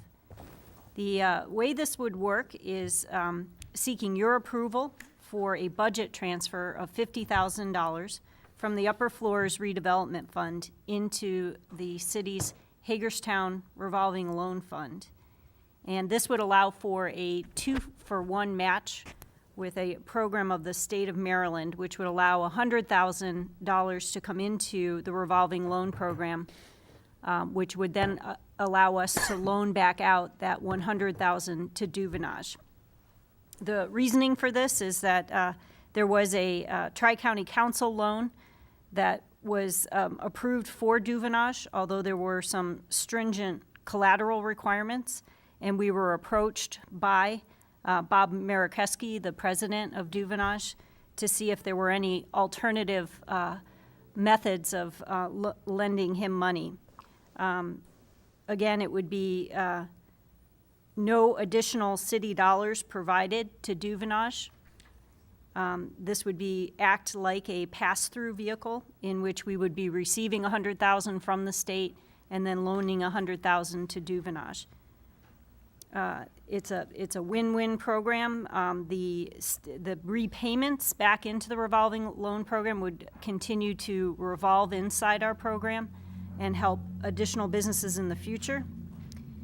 And this would also allow for Tri-County Council to maintain their fund balance using this as an alternative. We would administer this using the same application and guidelines that exist in the Hagerstown Revolving Loan Fund. Bob Marikeski has reviewed those guidelines and find them acceptable.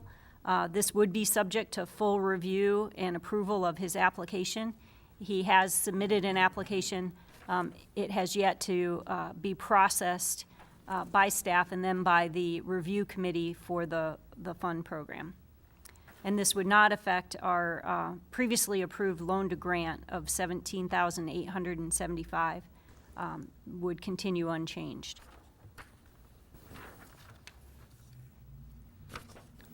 Any discussion, questions for staff? Go ahead, Mr. Munson. Jill, how much money does the Upper Floors Redevelopment Fund have in it?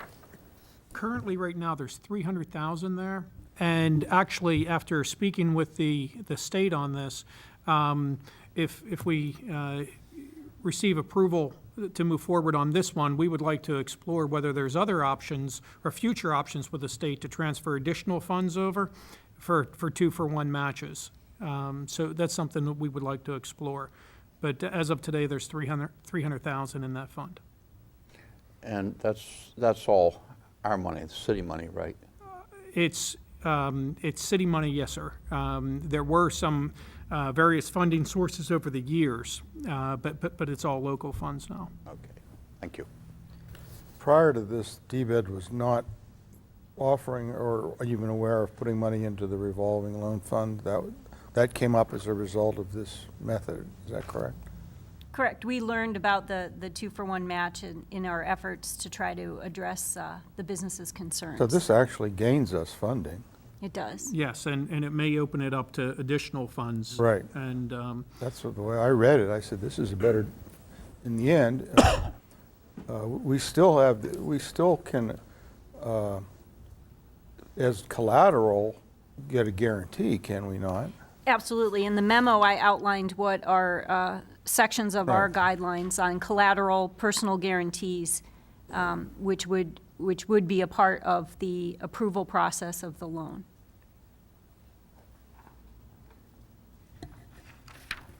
Do we have any applications currently in process for the upper floors funding? we do not, and from a staff perspective, whether or not we had this particular situation, staff would like to come back with a proposal to combine the funds at some future point regardless, because the upper floor program is limited just for that. And what we are seeing is a need for the flexibility that the business revolving loan program offers. So we would be making that pitch to you regardless of this. In other words, It's just that the timing has worked out well. in other words, retain the upper floor program and other programs, but have a lump of money that it covers all those programs? Well, most likely, sir, we would recommend that we would move funds from the upper floor program just into the business revolving. And the business revolving loan program allows for not only construction, acquisition of properties and operating capital. The upper floor program's restrictive to elevators, sprinkler systems, and work on upper floors. Is it restrict? Business revolving loan fund money for those, For upper floors, yes, including a business from. absolutely. Right. But is that funding currently restricted to just uses, or is it also restricted to specific locations? Both the business revolving loan fund and the upper floor funds are available, I believe. Well, the business revolving loan is available citywide. The upper floor currently does have some restrictions geographically, I believe.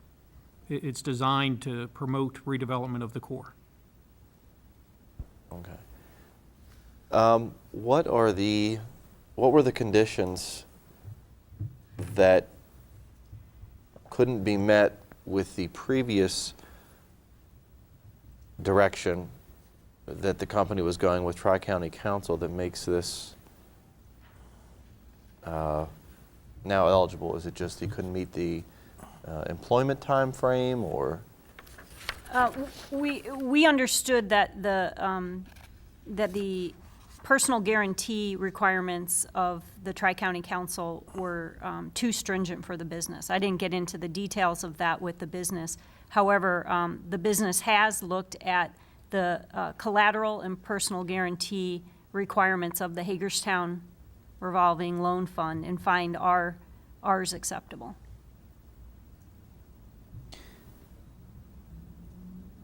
There's also a more favorable interest rate under our revolving loan program, currently at 3%, compared to an interest rate offered by Tri-County Council of 5%.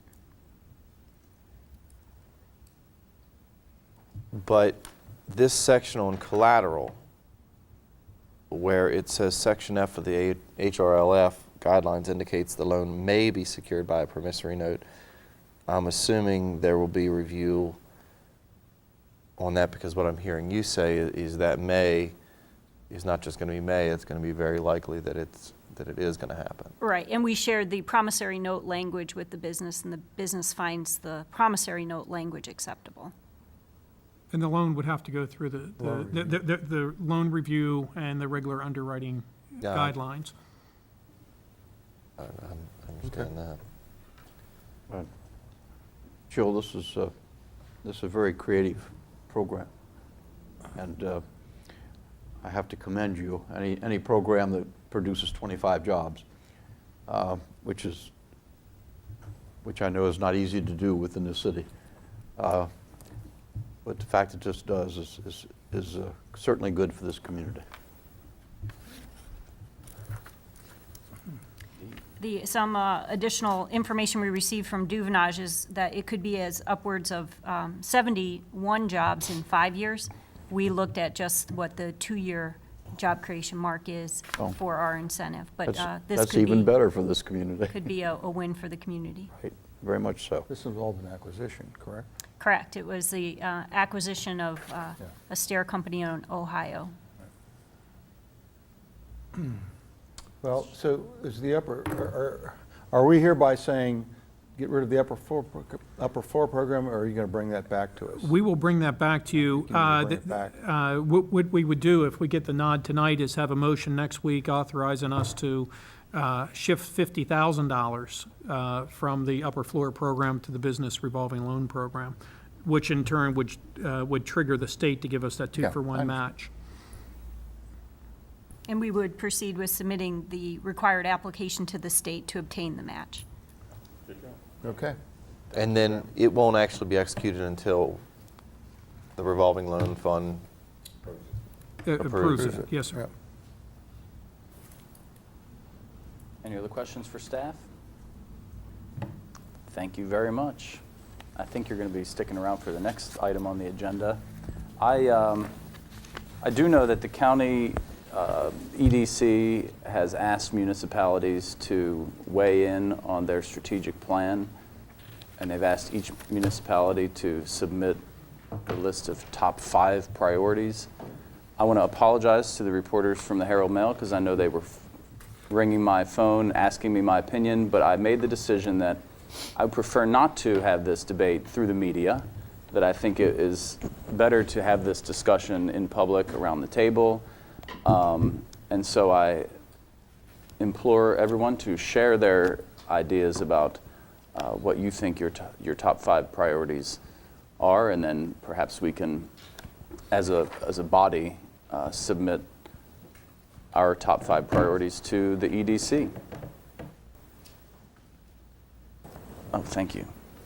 I know city staff has recommended priorities, and I don't know if you want to go through these and then we can discuss them afterwards.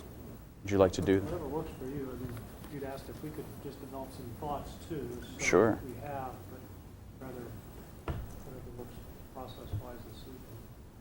Why don't you go ahead and share what Okay. you have, as a staff, have come up with, and then we'll generate discussion from that. Again, these are top 5 priorities for action by the EDC to include the areas we've outlined here. First, strengthening the city center and developing a work plan inside EDC that would actively support the city of Hagerstown's efforts to revitalize the downtown as a business, arts and entertainment, education, and residential hub. I think that's some language we've used in the past and is something that we would like to continue with.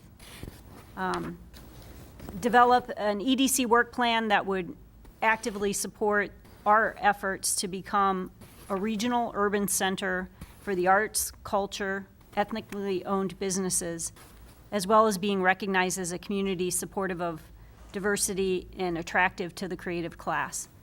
And I think I would also add from tonight's discussion, heritage as one of those qualities that we would strive to have. Develop a EDC work plan that would support the city's efforts to strengthen the city as an employment center through marketing and business attraction. And to develop work plans, items that would actively support the city's effort to retain employment in the city through outreach and collection of information from existing businesses. And develop an EDC work plan that would work to change the level of educational attainment in the city of Hagerstown, which would result in an increase in the employable base. And I think one general theme of these are strategic level, 30,000-foot level recommendations. There could be a number of specific tactics that support these, but in staff's recommendation, we tried to stay at a higher strategic level. Thank you. I think those are, I don't think they're arguable. In fact, I think they're pretty self-evident. I think a lot of the discussion, at least that I've heard, has centered on this idea of consolidating staff. And while I think that it's important that the city maintain its own economic development department as a part of the community and economic development, I do think that we need to create a culture of collaboration. And I think that one of the things that the city can do is offer space to the county's EDC and their staff, related staff, in order to foster that culture of collaboration. There will be many times, I envision when we get our economy going and things are cranking, the staff do a great job, but we're not going to have enough people to manage the growth if we really get things going. So to be able to have partners at the county level to help go through that process, I think will be immensely helpful. The modern workplace is no longer filled with cubicles. And as much as we rely on technology, there's a lot to be said for having face-to-face interaction around the table when it comes to creating innovative approaches to creating small business, incubators for not only low-tech but high-tech companies, more partnerships with other community organizations and educational institutions. So I really like the fact that we're focusing on increasing diversity and attracting the creative class. I think that's definitely should be one of our top priorities to bring to the city of Hagerstown. And I also see a function in terms of land banking. If we're really going to look at major redevelopment efforts in the city of Hagerstown, then we need to find more vehicles by which we start to put together properties in order to create more redevelopment opportunities. to bring about a higher and better use of some of the properties that at this point are either blighted or very underutilized, like some of the lots in the city that are full of tractor trailers and surrounded by chain link barbed wire fences. Certainly there are opportunities, a number of those kinds of properties in the Hagerstown that provide that kind of opportunity. So I think those are just my thoughts right off the bat, and I'd be interested to hear what other council members have to say.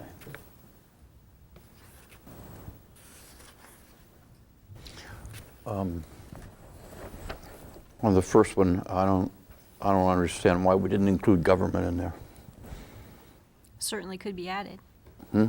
Certainly could be added. I Well, would agree with you. It sort of speaks to the fact that we'd like to have the Board of Education downtown.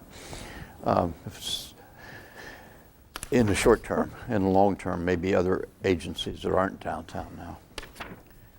And I like that as number one, because I think there was a very fine article in the paper yesterday or the day before.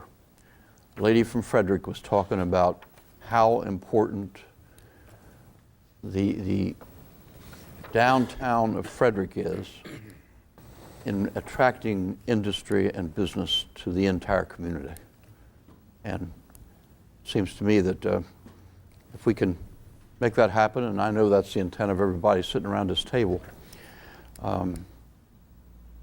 probably everybody else in the room too, that it's only going to benefit the county and the community. So.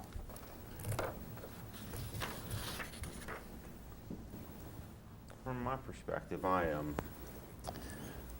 I appreciate staff's work. I really do. But I have to tell you, when I read the recommendations, don't take this as an insult because it's really not meant to be, but it sounds like one bureaucrat making recommendations to another bureaucrat about what you got to do. Me, personally, I think you can take these 5 recommendations and make it one. This gets back to the point of everybody wanting a plan from us. It is about time for us to stop asking the Economic Development Commission to come up with an idea that we've had for years and to start implementing ideas. So my number one thing is EDC, if you can't get a major employer to downtown Hagerstown with the full, complete support of the city of Hagerstown, then what are you doing? And that major employer happens to be the Board of Education. My number one priority for the EDC is not to plan anything, but to effectuate the Board of Education coming downtown with the cooperation. We talk about consolidation. Let's start talking about cooperation between the county, the city, and the state delegation, along with the board. Let's start saying, are you really interested? Because while the board has their $11 million, they also are funded not only by the county, but by the state. And the only people that I essentially hear, other than mail call, saying that the board shouldn't come downtown is the Board of Education. I don't hear it from any other elected officials. I don't hear it from the citizens I speak to. And where is the EDC here? Do we have an Economic Development Commission? I don't say that sarcastically because I don't know. Is there one active in the county right now? And if so, what are they doing about our efforts to revitalize downtown Hagerstown?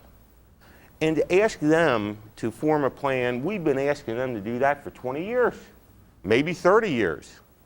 And every time an employer comes anywhere near anybody, EDC isn't there supporting downtown. Can anybody name one single business that the EDC has brought to our downtown? So maybe instead of asking them to devise a plan, we should ask them to do something. That, to me, would be magnificent. And the number one thing they should do is be taking the lead on getting the Board of Education downtown. And if they can't accomplish assisting us in getting the Board of Education downtown, why are we playing? Why are we joining in this bureaucratic game of spinning wheels to go nowhere? And where has the EDC been with regards to this issue?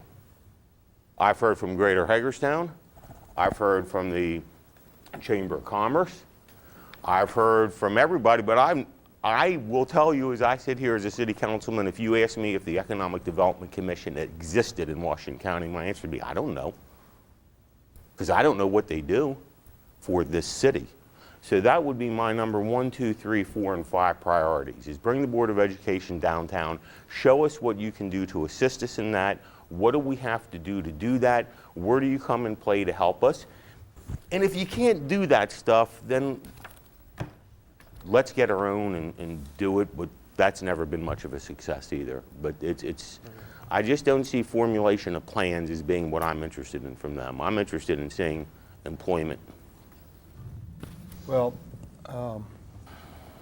I did my homework assignment. And Thank you. From 10,000 feet. You get a gold so- star. But I appreciate the 30,000 feet. So I do understand it. I understand where Lou's coming from, but I guess I'm willing to be more patient, but I do understand. And I think to the staffs, along the lines of Dawn, I would add government to 1 and change number 5 to advance. Instead of changing the level of educational attainment, I would say to advance the level. I don't quite know how they're going to do that, except working on a 4-year school and things like that. But I think it's okay. But I will recite the ones that I wrote down, again, more from maybe 10,000 feet. Over the years I've been on the council, have been very frustrated by all the efforts that everybody's tried to do with downtown. I understand the restrictions, I understand the barriers, and I understand that, but nobody yet has shown me a way to navigate through it. And I have not mastered that either, but I haven't seen one yet. However, we have to keep banging away, and more the CBD, the heart of the community, as Don just said about Frederick, and as the EDC planner said, that lively, crucial downtown is essential to having this area as a whole continue. I would say to the Tri-County area. Now, my first 3 were all CBD. I broke the CBD down. I thought it was so important that just to say CBD, and I'm going to use the old term CBD, city center, downtown, whatever. I'm old-fashioned. I still say Central CBD. Business District is what for the folks at home who Central Business District. know the jargon. Yeah, that's okay. Central Business District. Okay, so I broke it down in areas of emphasis. In my order of priority, be central business, private sector, office, and research and development. Trying our best to bring that type of entrepreneur and tax-paying entrepreneur. And again, as I've said many times, I think Hagerstown and Washington County have unique advantages that we don't realize we have. And if we could find the right person that wants to relocate a portion of their business or their small or medium-sized business, I think we have some good selling points. Second, the Central Business District public and nonprofit efforts, of which the Board of Education is one, to attract a core of daytime activity and people in downtown, and also many of them bring down ancillary customers, ancillary people to do business at those institutions. And last, and only because I think it comes along with the development of the others, is the retail and service sector. That it's always important and always essential, but I think if we can find the first 2, it will go a long way to solving the retail and service sector problems. So those are my first 3: CBD, private sector, CDBD, public nonprofit sector, and Central Business District, retail and service. Then I put down, again, 10,000-foot level, guys, and I am thinking of the whole city, but I'm trying to focus on what are most immediate. The East End, the whole cluster of issues from MML, urban fiber, the stadium and or the stadium site, the hospital, properties, etc. And then the other one is a more abstract concept in economic development, but it is mentioned and discussed in the proposed, the draft plan that was put out by the EDC, and that is, I'm going to call it revenue and obligation sharing within the whole UGA where the city benefits from development in the UGA, such as across the creek at Professional Court, such as Mount Etna, such as Hopewell Valley, and other places. When development starts again, we're going to have the age-old argument: are we going to grant utility rights? Are we going to go easy on annexation? Well, are we, without getting compensation for the city? Are we going to share in the Antietam Bridge project? Are we going to share in lobbying for things outside the city? Yes, but the city needs to benefit from the prosperity of the region as a whole. We take on burdens that the city, this city, takes on the hardest burdens in the county. We you know, the most difficult socioeconomic circumstances, the majority of nonprofits, and all that sort of thing. So, you know, we need to share in the general prosperity of the region. So that would be, those would be my 5. But I like the staffs too, and if we can get a consensus on the staffs, I can go that way. And I would just like to add, you mentioned the East End, and just reminded me that I really think our waterways are underutilized and are really good opportunities to create economic development. If you look at Town Run and the underutilization of a lot of the land along that, potential it has to create economic development by creating a public amenity. I think that's, if we can create public amenities, make the right kinds of investments in infrastructure that attract the economic development to come along with it, I think, again, it would help not only Hagerstown, but all of Washington County. Gondolas? Whatever works, up the hill there from the East End to the downtown.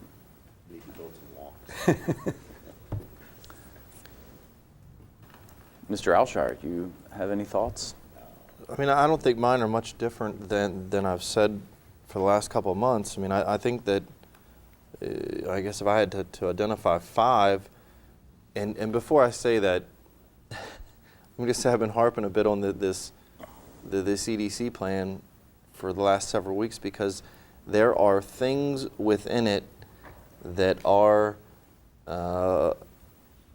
perception.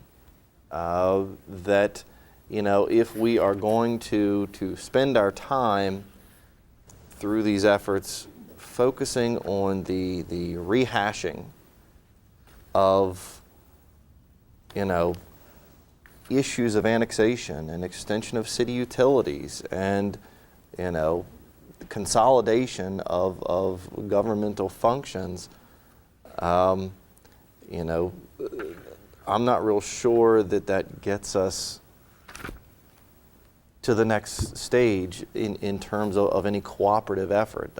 You know, and the report is littered with those, you know, insinuations that you know, that these things have to be. I mean, you look at the goals section, and you know, there's a page and a half just on one goal of consolidation of about 8 staff people between the 2 governmental bodies. I mean, that's a reality.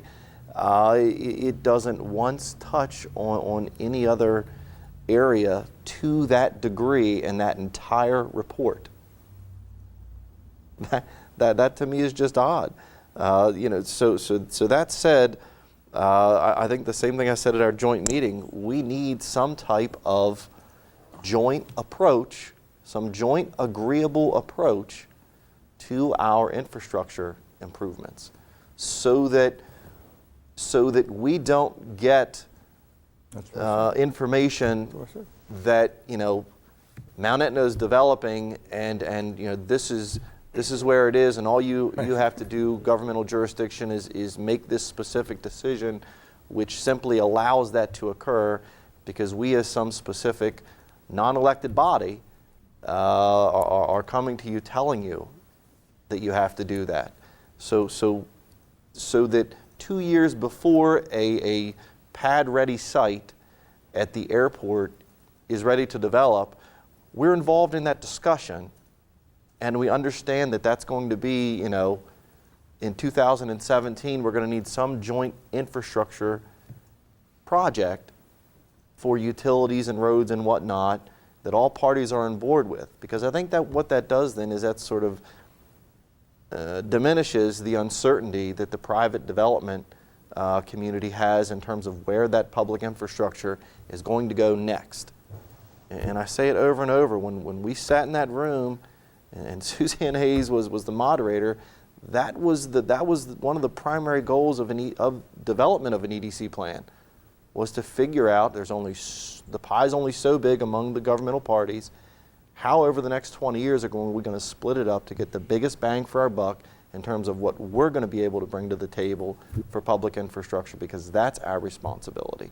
And then that determines how that private industry grows around it. I think that's got to happen. And I think that the second one for me is there has to be some type of larger committee with some more noble approach to doing it. And I know that upsets folks when I say the word power broker and individual agendas, but that's a reality. We get lobbied by initiatives, and I read it when I attended the EDC meeting the other day, and the chamber says, here are the things we think you should be doing, and the Greater Hagerstown says, here's the things you should be doing, and you know what I mean? And then we'll privatize EDC, and then there'll be an entity that lobbies in competition with those other sort of quasi-public interest private authorities.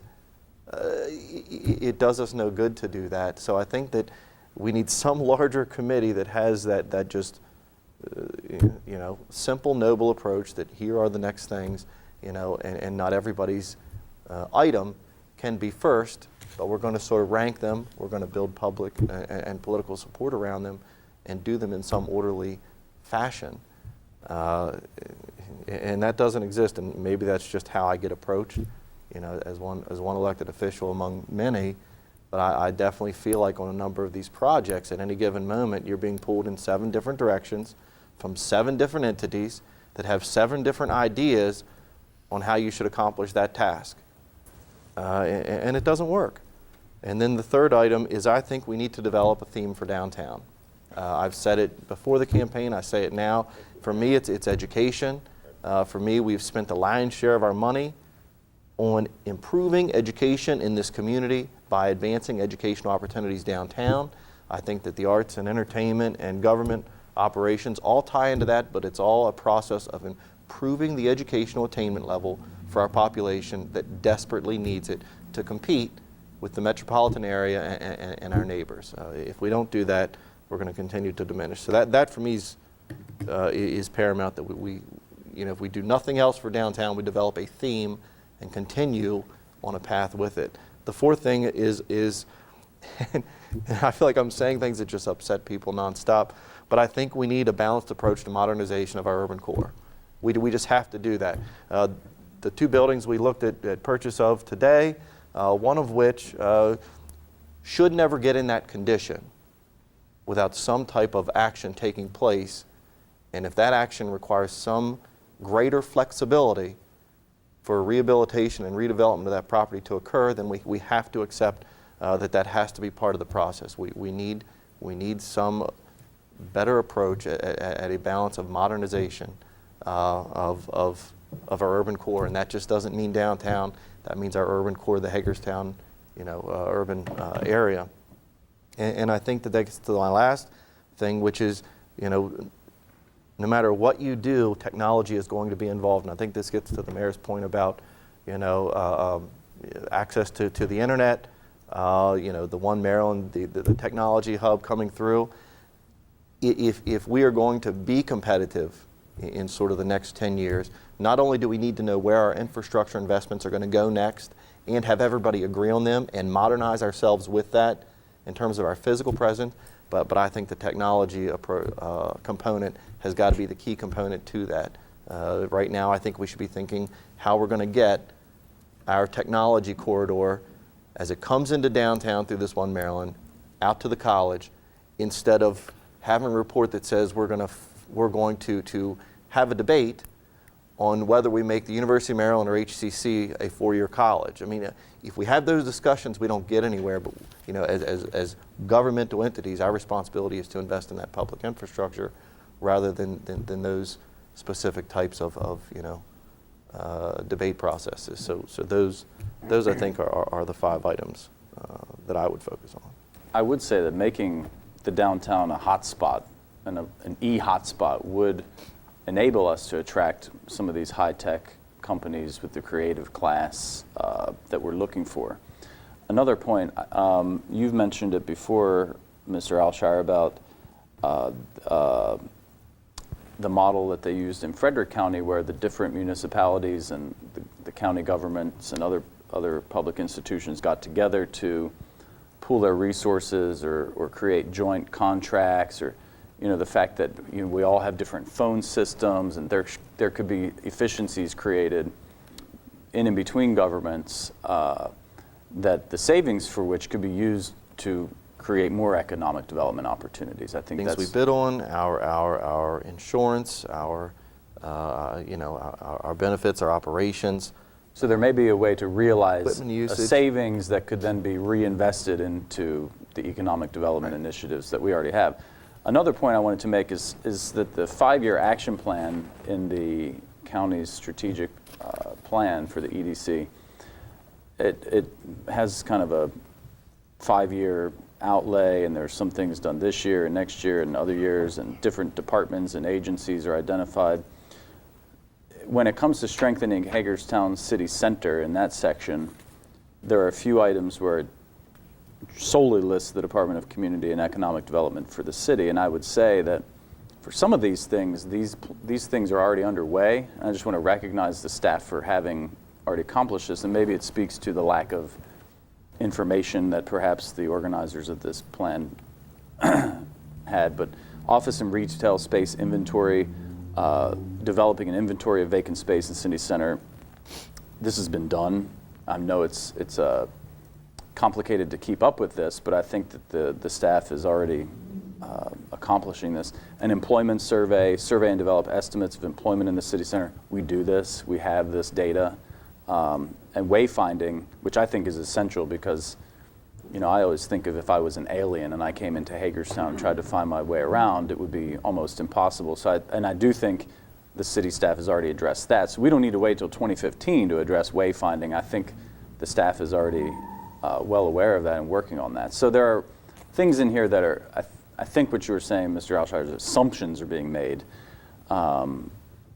in this plan that perhaps are inaccurate. So I just wanted to point that out as well. I mean, there are some really good ideas in here. And again, I don't think what we need is a plan. We need more action. And Mayor, along those lines, I'd ask you, this may not be the appropriate time to do it, but Councilmember Alshire said something today that he said repeatedly.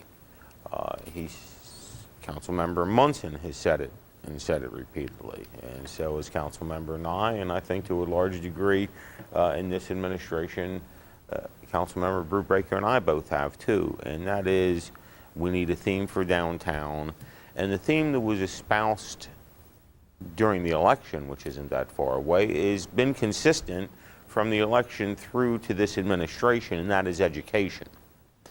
And if that is in reality what we want the theme to be, I think instead of us just always mentioning it and saying it, that we ought to have a work session where we make that decision.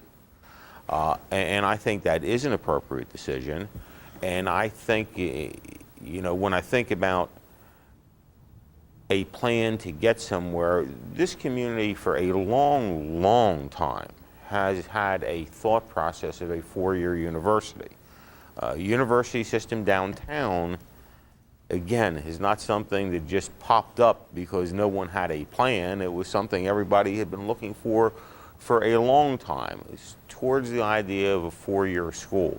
We now can get that 4-year degree here, but we don't have a 4-year school. I look at other communities around our state. Some have a great strength in tourism, like Ocean City and Oakland. And some of the other successful cities that I look at, not only in Maryland, but when we had the report from Ripken and when we had the report from everybody would look at these cities that they were saying were so great and they say, but that's a university town. That has a school. I look at Frederick, four-year university. I look at Salisbury, four-year university. I look at the Eastern Shore, four-year university. Towson, four-year university. You go all through our state, and how many cities of our size and smaller in St. Mary's County, four-year university. So what I would like to see as part of these 5 priorities, again, is not a general but specific. And specific, a plan to bring a 4-year school. I think, Mayor, that you've espoused an idea that that 4-year school could be an art school, a culinary school, something that would not be, in fact, in direct competition with the university system or HCC, but would be an absolute adjunct to those and fit right into the Arts and Entertainment Center. And it would also encourage what we want also, which is more residents living downtown. Absolutely. I mean, it College envisions student housing. Related to that. Absolutely envisions student housing. And I think this is important to do, and I think it's important to make this decision sooner than later, because I would like to make sure, I know the Board of Education has said they don't want to be a standalone. And we don't want them to be a standalone. And I think it's important for them to understand that we aren't kidding when we say our goal is to make downtown, and I truly believe an art school or a culinary institution would be, I'm not that great with good ideas, but when I hear one, I'm pretty good with following up with it, Mayor, and I know you've had this idea, and I have to tell you, you have my 100% support, and you cannot ever achieve a goal that you don't put there. You can't score a goal in hockey if you don't take a shot. And as much as we've had resistance to some things, I would like to think that an art school or a 4-year culinary school or how many every years would be perfect. And I would like to think that when I think of an economic development commission, candidly, and maybe it's just me, but I don't think of a commission telling me how to consolidate services in my community. I look for them to tell me that they're going to bring in something and then come to me and say, this is the issue we have. We can't get through these permitting processes, and we take care of that for them. Mm-hmm. But I'll tell you what, the Herald and Mail has said it more than once, and I tend to agree with them. I think we could probably get in the top 10 in the world for communities that are good for planning. We do great plans, we get great ideas, and we spend hours and days and weeks and months talking about these great ideas, and as soon as anybody tries to make any of these great ideas come to fruition, there's all this resistance to them. And I'm not looking for the EDC to tell us how we can consolidate services, how we can do this or do that. I want them to tell us how we can bring businesses into our community. It seems to me that's the job of an economic development commission. And it seems to me when you look around here, what you see is that Franklin County, Pennsylvania does a very good job, and so does Berkeley County, West Virginia. And I have yet to have EDC come to us ever and say, we have a great prospect, but let me tell you what hurdles we have to get through to bring that prospect here. I always read in the paper about they went to Franklin County because of the hurdles that the state of Maryland or Washington County had, but nobody ever came to us and said, you know, we have this prospect, and if we do this, this, and this, we can bring him in. We always hear after the fact. So, you know, my charge for them would be, do it. And my request to the municipalities and to the county are don't ask them to come up with a plan to do something. Find out something for them to do and ask them to do it. So bring the Board of Education here, help us to guide us to find a way to bring a 4-year school here. Give us that guidance, give us that help. That's what I think Steal we companies need. from other locations and bring them to Hagerstown. But I have to Find say, the prospects. if a Tell us how we can help. large company were to look and say, you guys couldn't convince your own local government to come down to your downtown, I think there's a problem if you think we're going to come. And I mean, I say that with all sincerity. We've been trying to get this large employer, and here we are, and I thought that's what EDC was all about. When I should say, I met with the Director of Social Services yesterday. I'm looking at their building right across the way here, and they have 230 employees that have been working in downtown for a long, long time. And so I would hope that the Board of Education knows they're not going to be the first. That there are many, we have City Hall here, you know, with at least 200 some people. Proclamation, we have state the fourth offices. building, come on. So we do know that these things already exist, and so what I mean, I hear what you're saying, and I agree with you, and what I would hope is that we might start to hear more from our county commissioners about where they stand on the Board of Education's relocation, because up to this point, there's been radio silence. Right. And it would be nice to hear from all of the leaders in the community. I know our police chief has been to the Board of Education, and people speak to me privately about, you know, this is where the Board of Education needs to go. But I really think that people need to... Can you see a private employer saying, we were really interested in your downtown until we found out your Board of Education wouldn't come downtown because they were publicly saying it was too dangerous? Yeah. Right. That's the signal these folks are sending. Well, and I'm not sure it's even that's their primary. I keep hearing that cost is their primary consideration, and of course they still have an analysis out there that is to be looking at what it costs out there. I would only hope that they would give the downtown location, whatever that may be for them, the similar consideration. But I think we're digressing slightly. Did anyone have any other suggestions for the county? I think what we're going to have to do is probably have staff take some of this feedback and maybe reword or tweak something that we can formally submit to them. But I do hear the loud and clear that we don't need more plans, we need more action. Can I make just a couple Please. of comments? I've listened with great interest, and I agree with much I've heard.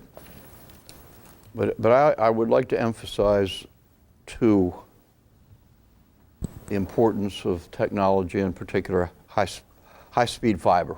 Mm-hmm. The fact is, the city of Hagerstown is in a very unique position because we own the telephone poles, that we could do a great deal about putting high-speed fiber in throughout the city of Hagerstown. And it's not just downtown that needs it. There's a company that we're all familiar with out on Northern Avenue who depends on high-speed fiber for everything. And in 5 years, they're going to run out of fiber capability. So they're going to have to make a decision where they go. And if they don't have it in Hagerstown, they're going to have to go someplace that does have it. So I know Scott Nicewander and I have been talking about this, and he has some great ideas, and maybe you want to talk to him a little bit about the implementation of this sort of thing. And I do agree that education is likely to be our biggest asset in downtown Hagerstown. And SORA seems to have understood that to the extent that they're involved with anything. I believe that they want to make that happen. It's got to happen. It's got to happen. When you look around this entire community, the Washington County community, understand it's got to happen. And the School for the Arts, University School for the Arts, would be probably the best thing we could do down there in terms of getting people to live in downtown. Lou, just one thing I want to say. There is an Economic Development Commission, and Kristen attends it, Jill attends it, I attend it, and we have two. Attended it for 6 years. And I think I got a lot more cooperation, except there's hardly any staff left that was starting to cooperate with us. But the one thing I will say, they're going through a lot of transition too, as you know, but the one thing I would say in their defense is that they have given us an economic development plan in which Hagerstown can be a real player, which is why we're here right now discussing this minute. And I think that's the intention, the way they want to go. You know how these things work out sometimes, though. But based on my many conversations with them, I think that's the way they want to go. But, you know, downtown ought to have jobs, jobs, jobs, and education, education, education. And that would solve many of our problems, That's not 6. all of them. I wanted to clarify one of the terms I used in the document in terms of a work plan, not to be confused with a planning exercise or a study, but intended to be a set of tactics, action items that appear on a scorecard, the marching orders for staff. So that was my intention of the use of that word. Thanks, Jim. Appreciate that. Very good. Well, I do think we've vastly expended our time on this topic, and I appreciate all the hard work that you guys do on a daily basis. I know, like I said, that a lot of this work is being done already, and it's hard to keep up with these moving targets, but I think you guys do a great job at trying to keep up with it and to meet the needs of existing businesses and trying to recruit new ones. So keep up the good work. Very good, thank you. And for clarity, we will kind of collate the different ideas and bring that back, or? Just coordinate with the mayor. Mm-hmm. Okay. Try to take notes in the comments. Mhm. Yes. People comfortable with that approach? Okay. Thank you. Thank you all. All right, speed camera violations, unpaid tickets, contract amendment. We have our chief of police and our finance director here. Sounds good. Sounds good. I think we want reports to make sure we're just not spending money and not getting it back. Welcome to the table. Thank you. Thank you. I'd like to talk to you tonight about an amendment to our original contract for our Safe Speed for Students program. We do have 2 representatives I'd like to acknowledge here from Breckford tonight. We have Brad Schaefer and Ron Givens, who are our program manager, and were instrumental in helping us draft the amendment for the contract. In the interest of time, are there any questions that you have related to the memo that I've presented to you, or did you want me to go through everything on the memo here? I'd just like to make sure we get feedback as far as that we're actually generating some income from the extra letters that pay for the expense of sending them out. I know your memo indicates we should get Additional cash? a whole lot more than that. Is my interest is just making sure we get enough to at least cover the postage. Yeah, the postage should be $1,000 to $2,000 a month. We're anticipating roughly $22,000. Right. Additional cash coming in, or net of fees, would be about $13,000. That helps bottom line because it'll help reduce our allowance for doubtful accounts and the amount that we're writing off each year. Right. As long as we see what the results are. Okay. Sounds great. All Thank right. you. Thank you. Thank Are you, there- Chief. That's a great Do you presentation. find that there are an increasing number of people not paying their speed camera violations? Probably Yeah. out of state. We have the rates on here. The average collection rate for issued violations is about 73% at this time. 43% of our citations, or 3,000 of them, are over 121 days old. 7 to 10% of our violations are from out-of-state registrants. We're able to flag in-state registrants so that when they go to renew their tags, we can get our money at that point, but for out-of-state, we're not able to do that. So this should help reduce the number of out-of-state registrants who are not paying, because we'll have additional collections on them as well. All right.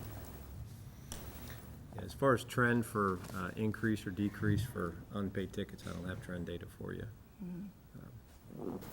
You have any short answers on that, or we can take a look at it? Yeah, I can take a look at it. What is the trend for collections? I just, there's, there's lots of stuff going on down in Annapolis, and, there's a lot of speed camera legislation going on down there. I think you're aware of that. Absolutely, yeah. In fact, Brad Schaefer behind me here, I had a meeting with him and brought some notes along from that meeting. There are about 5 different House bills that are Right, there's a whole bunch, through. I haven't even started to And, go with people because there's so many flying around. Yeah, and so they're tracking them for us and keeping me apprised of that. The largest thing, the biggest component is who operates the system, and that is the cornerstone of this. We operate our system. And there was even an article here recently, a couple of weeks ago, about Baltimore County had a ticket involved in that. And although Baltimore County stated that they were operating their system, Their contract said the vendor was.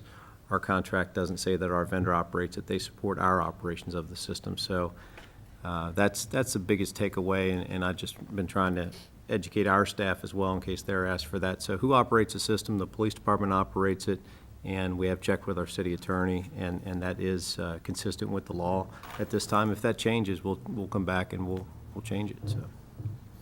Great. Okay. Thank you. Appreciate it. Last but not least on our agenda is CIP projects debt affordability, and our distinguished finance director staying with us here at the table. At this time, we just kind of wanted to go over with you debt affordability on some of the projects that you've mentioned since you've taken term. We've included some estimates that we've received from staff, as well as looked at our debt affordability ratios in comparison with estimates for our assessable base, as well as projected revenues in the coming years. So if we can turn to the second page of your packet, it shows the list of council projects that we've received to date, things that we could identify as a cost. The first group are things that we already have included in our CIP budget, either in fiscal year 13 or in fiscal year 14. With estimated costs for those, and they may even be in the out years as well.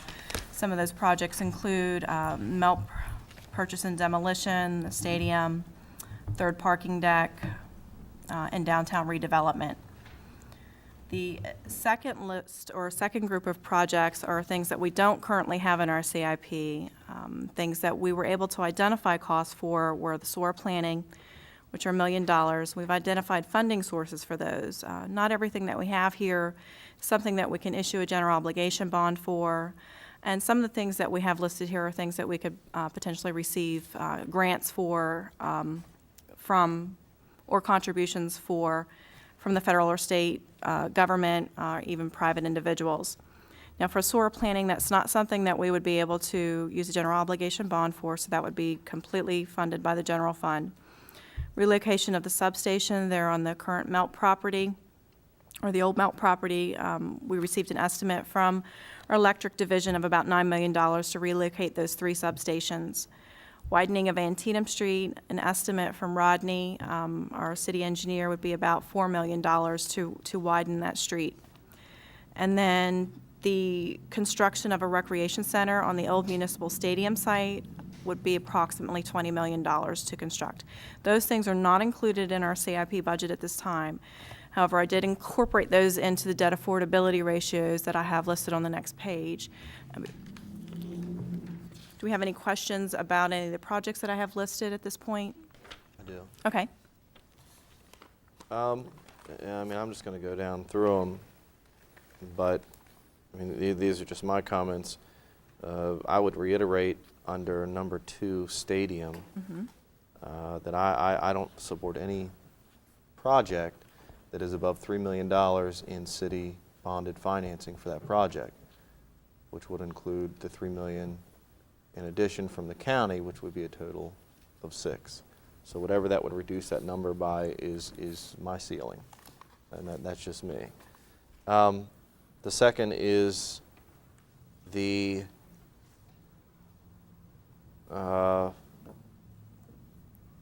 $1.5 million for downtown redevelopment, CO 854. What's that? What's that reflect? Right now, we don't really have a plan for that money. We've developed a CIP project that you'll see in the budget that's going to be introduced to you in 2 weeks. We have included $1.5 million for downtown projects. At this point, we don't have a plan for those. It was to help. It's a response to mayor and council indicating an interest in a major downtown project. Right. Okay, I got it. So for me, and again, these are just my comments, I would restructure that to cover a portion of the cost for the Board of Education property acquisition and demolition, is where that's where in my mind I put it. In addition, I think that for me, and again, this is just me, that ceiling that I have on the stadium gets restructured, or that difference, if you will, gets restructured in that Board of Education process.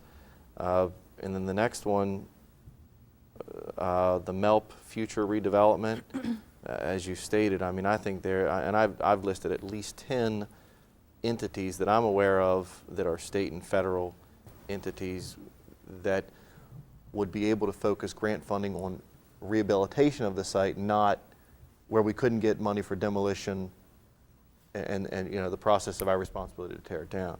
So like U.S. Fish and Wildlife, the NRCS, the DNR, CPP, CBF, POS, I mean, there's a number of entities out there. Yeah. And then under, so for me, that changes the Board of Ed property acquisition demo money from the 2 items at the top. But again, this is just me. I would hesitate using the specific term SORA planning, because clearly our letter indicates that while SORA may be the entity, if we get funding, I believe it was generally acknowledged that we would have to go through some type of bid process to expend that public funding. So Okay. I just me, I'm not signing on to any type of document that spells out a specific entity that we can't. And then I didn't understand the relocation of the substation.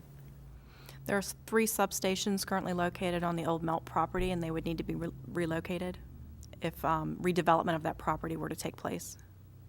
If redevelopment of that property required their relocation. Right. There's also a storm drain that we didn't cost out. We've had some relocation of. people ask us, what would it take to relocate the substation? So that's an informational piece. So you Right. have a Yeah, feel for me that cost is 0 right now.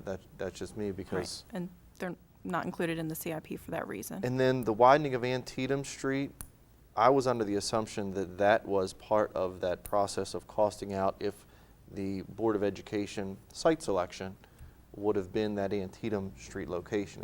Am I off there? We had received a request from other council members to potentially widen Antietam Street. So this is just going down through the list of all of the requests we've received. If I can ask exactly what are we doing here? Are we actually talking about projects we want to do, or is this just I think the a purpose is- show me if everything got done, these are what? If we had a magic wand. and Right, because I don't think got any of everything us on our are. wish list, this is how much it would cost. Right. Yeah.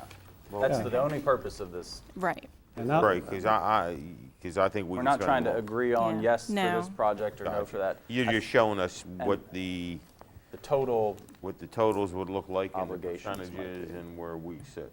Exactly. Right, because we've had people talk to almost all of these at one time or another. These are, if you put them all together, Right, the net result is the bonding becomes not feasible. right. And there's stuff in, it's not even in here. I mean, she has question marks under MELP and Right. under BOE. Kristen says, well, let's put BOE for the whole 1.5 million. Does that mean, well, to me, if we're gonna do downtown, we're in it for whole hog, so we're probably gonna be in for more than the BOE building. Or if we're gonna just spend everything on the BOE building and stop, then I'm against it, you know, so. All I'm saying is, you could make a bigger list than this as well as a smaller list. No, right, It would but be I- easy but I need to understand what this list is for. Criticize every. Well, and that's what I was bringing up, The Kristen, what list this list is for. what, is staff trying to put together what they've heard from various council members about what they, you know, we've heard people say they'd like to see the MELP site redeveloped. They've heard people say we need to do everything we can to bring the Board of Education here. We need the stadium. You're putting a cap on the stadium, whether that's feasible or not is But debatable. I don't recall a discussion on widening Antietam Street for $4 million.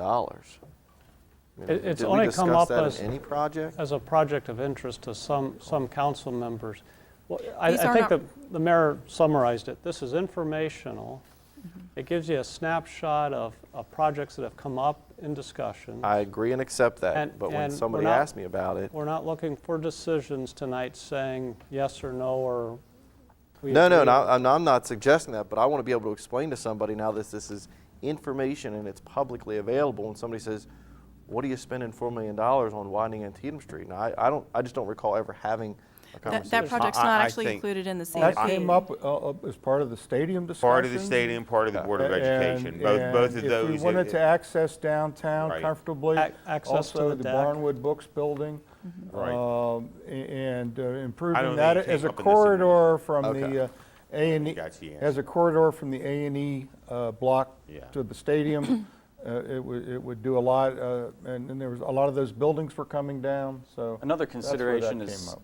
some of these, and some that may not even be on this list, could be those opportunities where public-private partnerships are formed, or where strictly private investment source may come money. into play. So I think it's valuable just to know, geez, if we wanted to do everything on our wish list, here's a big picture snapshot I mean, none of of how us. much it's going to cost. I would say, fair to say, that not a single person on the council had ever seen $9 million for relocation of the substation. Yeah, that's the first I've Never seen never that. even been discussed. So yeah, that's why I asked, because I don't anticipate that But this is a. people have said, let's redevelop the MELP site. Right, and- well, now you got an answer. Or park. $9 million if we'll redevelop it somewhere It's where been we keep the discussed substation. An economic development, redevelopment project. Right. Our thought is not if you have 3 substations, so we're trying to show people Understood. With Substation Park. what the substation would be.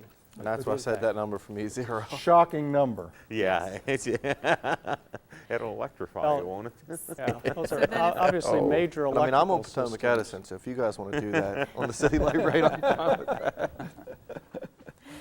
So then if we turn to the third page that show the debt affordability ratios, the first couple of years, fiscal year 12, 13, and 14 are based on current CIP numbers, as well as the fiscal year 14 anticipated CIP that we'll show you in 2 weeks.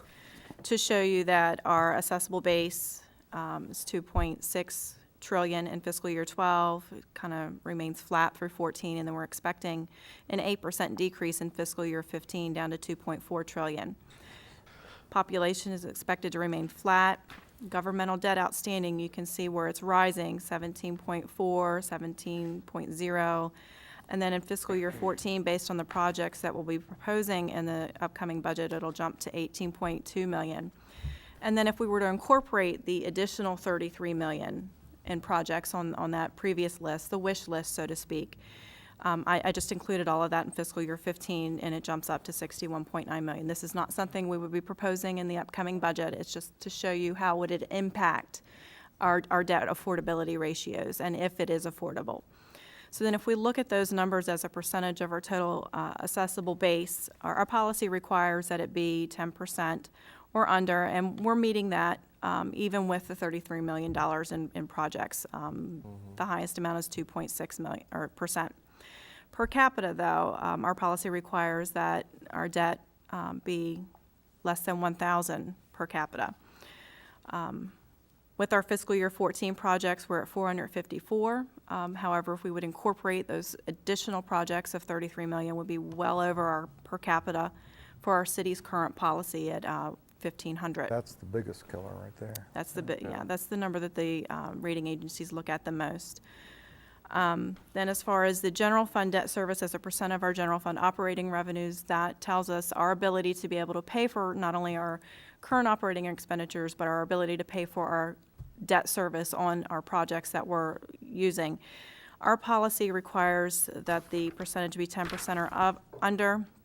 An acceptable percentage is anywhere between 10 and 20%. So even if we did include the $33 million in projects in fiscal year 15, we would be in an acceptable range. It would be much higher than our policy requires. However, according to GFOA, it would be in an acceptable range. Where we're getting into trouble is our per capita, primarily because our population is not increasing. And we're having issues with, and the reason our percent of our debt service as a percent of our operating revenue is creeping up is a reflection of our assessable base decreasing. So we're not having the operating revenues available to us to be able to pay for debt service. Moody's, all of the rating agencies also look at our total debt service for the entire city, not just for the general fund. So I included some of the ratios that they would look at. And you can see that if we would include business debt outstanding in addition to our general fund debt outstanding, the numbers look much higher simply because water and wastewater are doing some major infrastructure improvements at this point to their treatment plants. And you just approved a contract earlier tonight for $11 million. So those are affecting the ratios as a percentage of total assessable base, still in an acceptable range, but they're still much higher. And Moody's does look at that. Where we're not in compliance currently and haven't been for some time is in our per capita, and that is primarily a result of the fact that water and wastewater have a number of customers, considerable number of customers who do not live in the city limits. So when we look at our 40,000 population, their customer base is much higher, so they're doing infrastructure improvements for people who live in the county.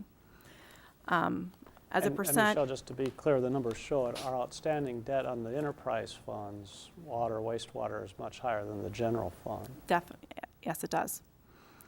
So that's a number that both of the rating agencies look at and have commented on in recent years, because it doesn't appear that we're in compliance for that number. For total city debt, not for general fund debt.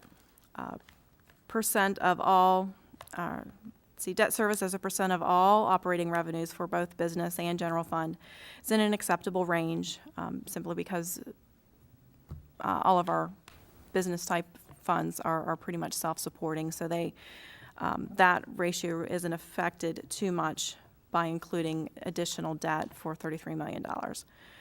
We just kind of wanted to give you a snapshot of where we're at, what we're looking at, and try to reinforce the importance of choosing projects that will give the city the biggest return on its investment, so that we increase our accessible base, we increase our population, and that Moody's looks at our operating revenues as well increasing, so that they're understanding that we are making strong decisions regarding the affordability of the projects that we're choosing. You have any questions about any of the ratios here? And this will come up more in the budget.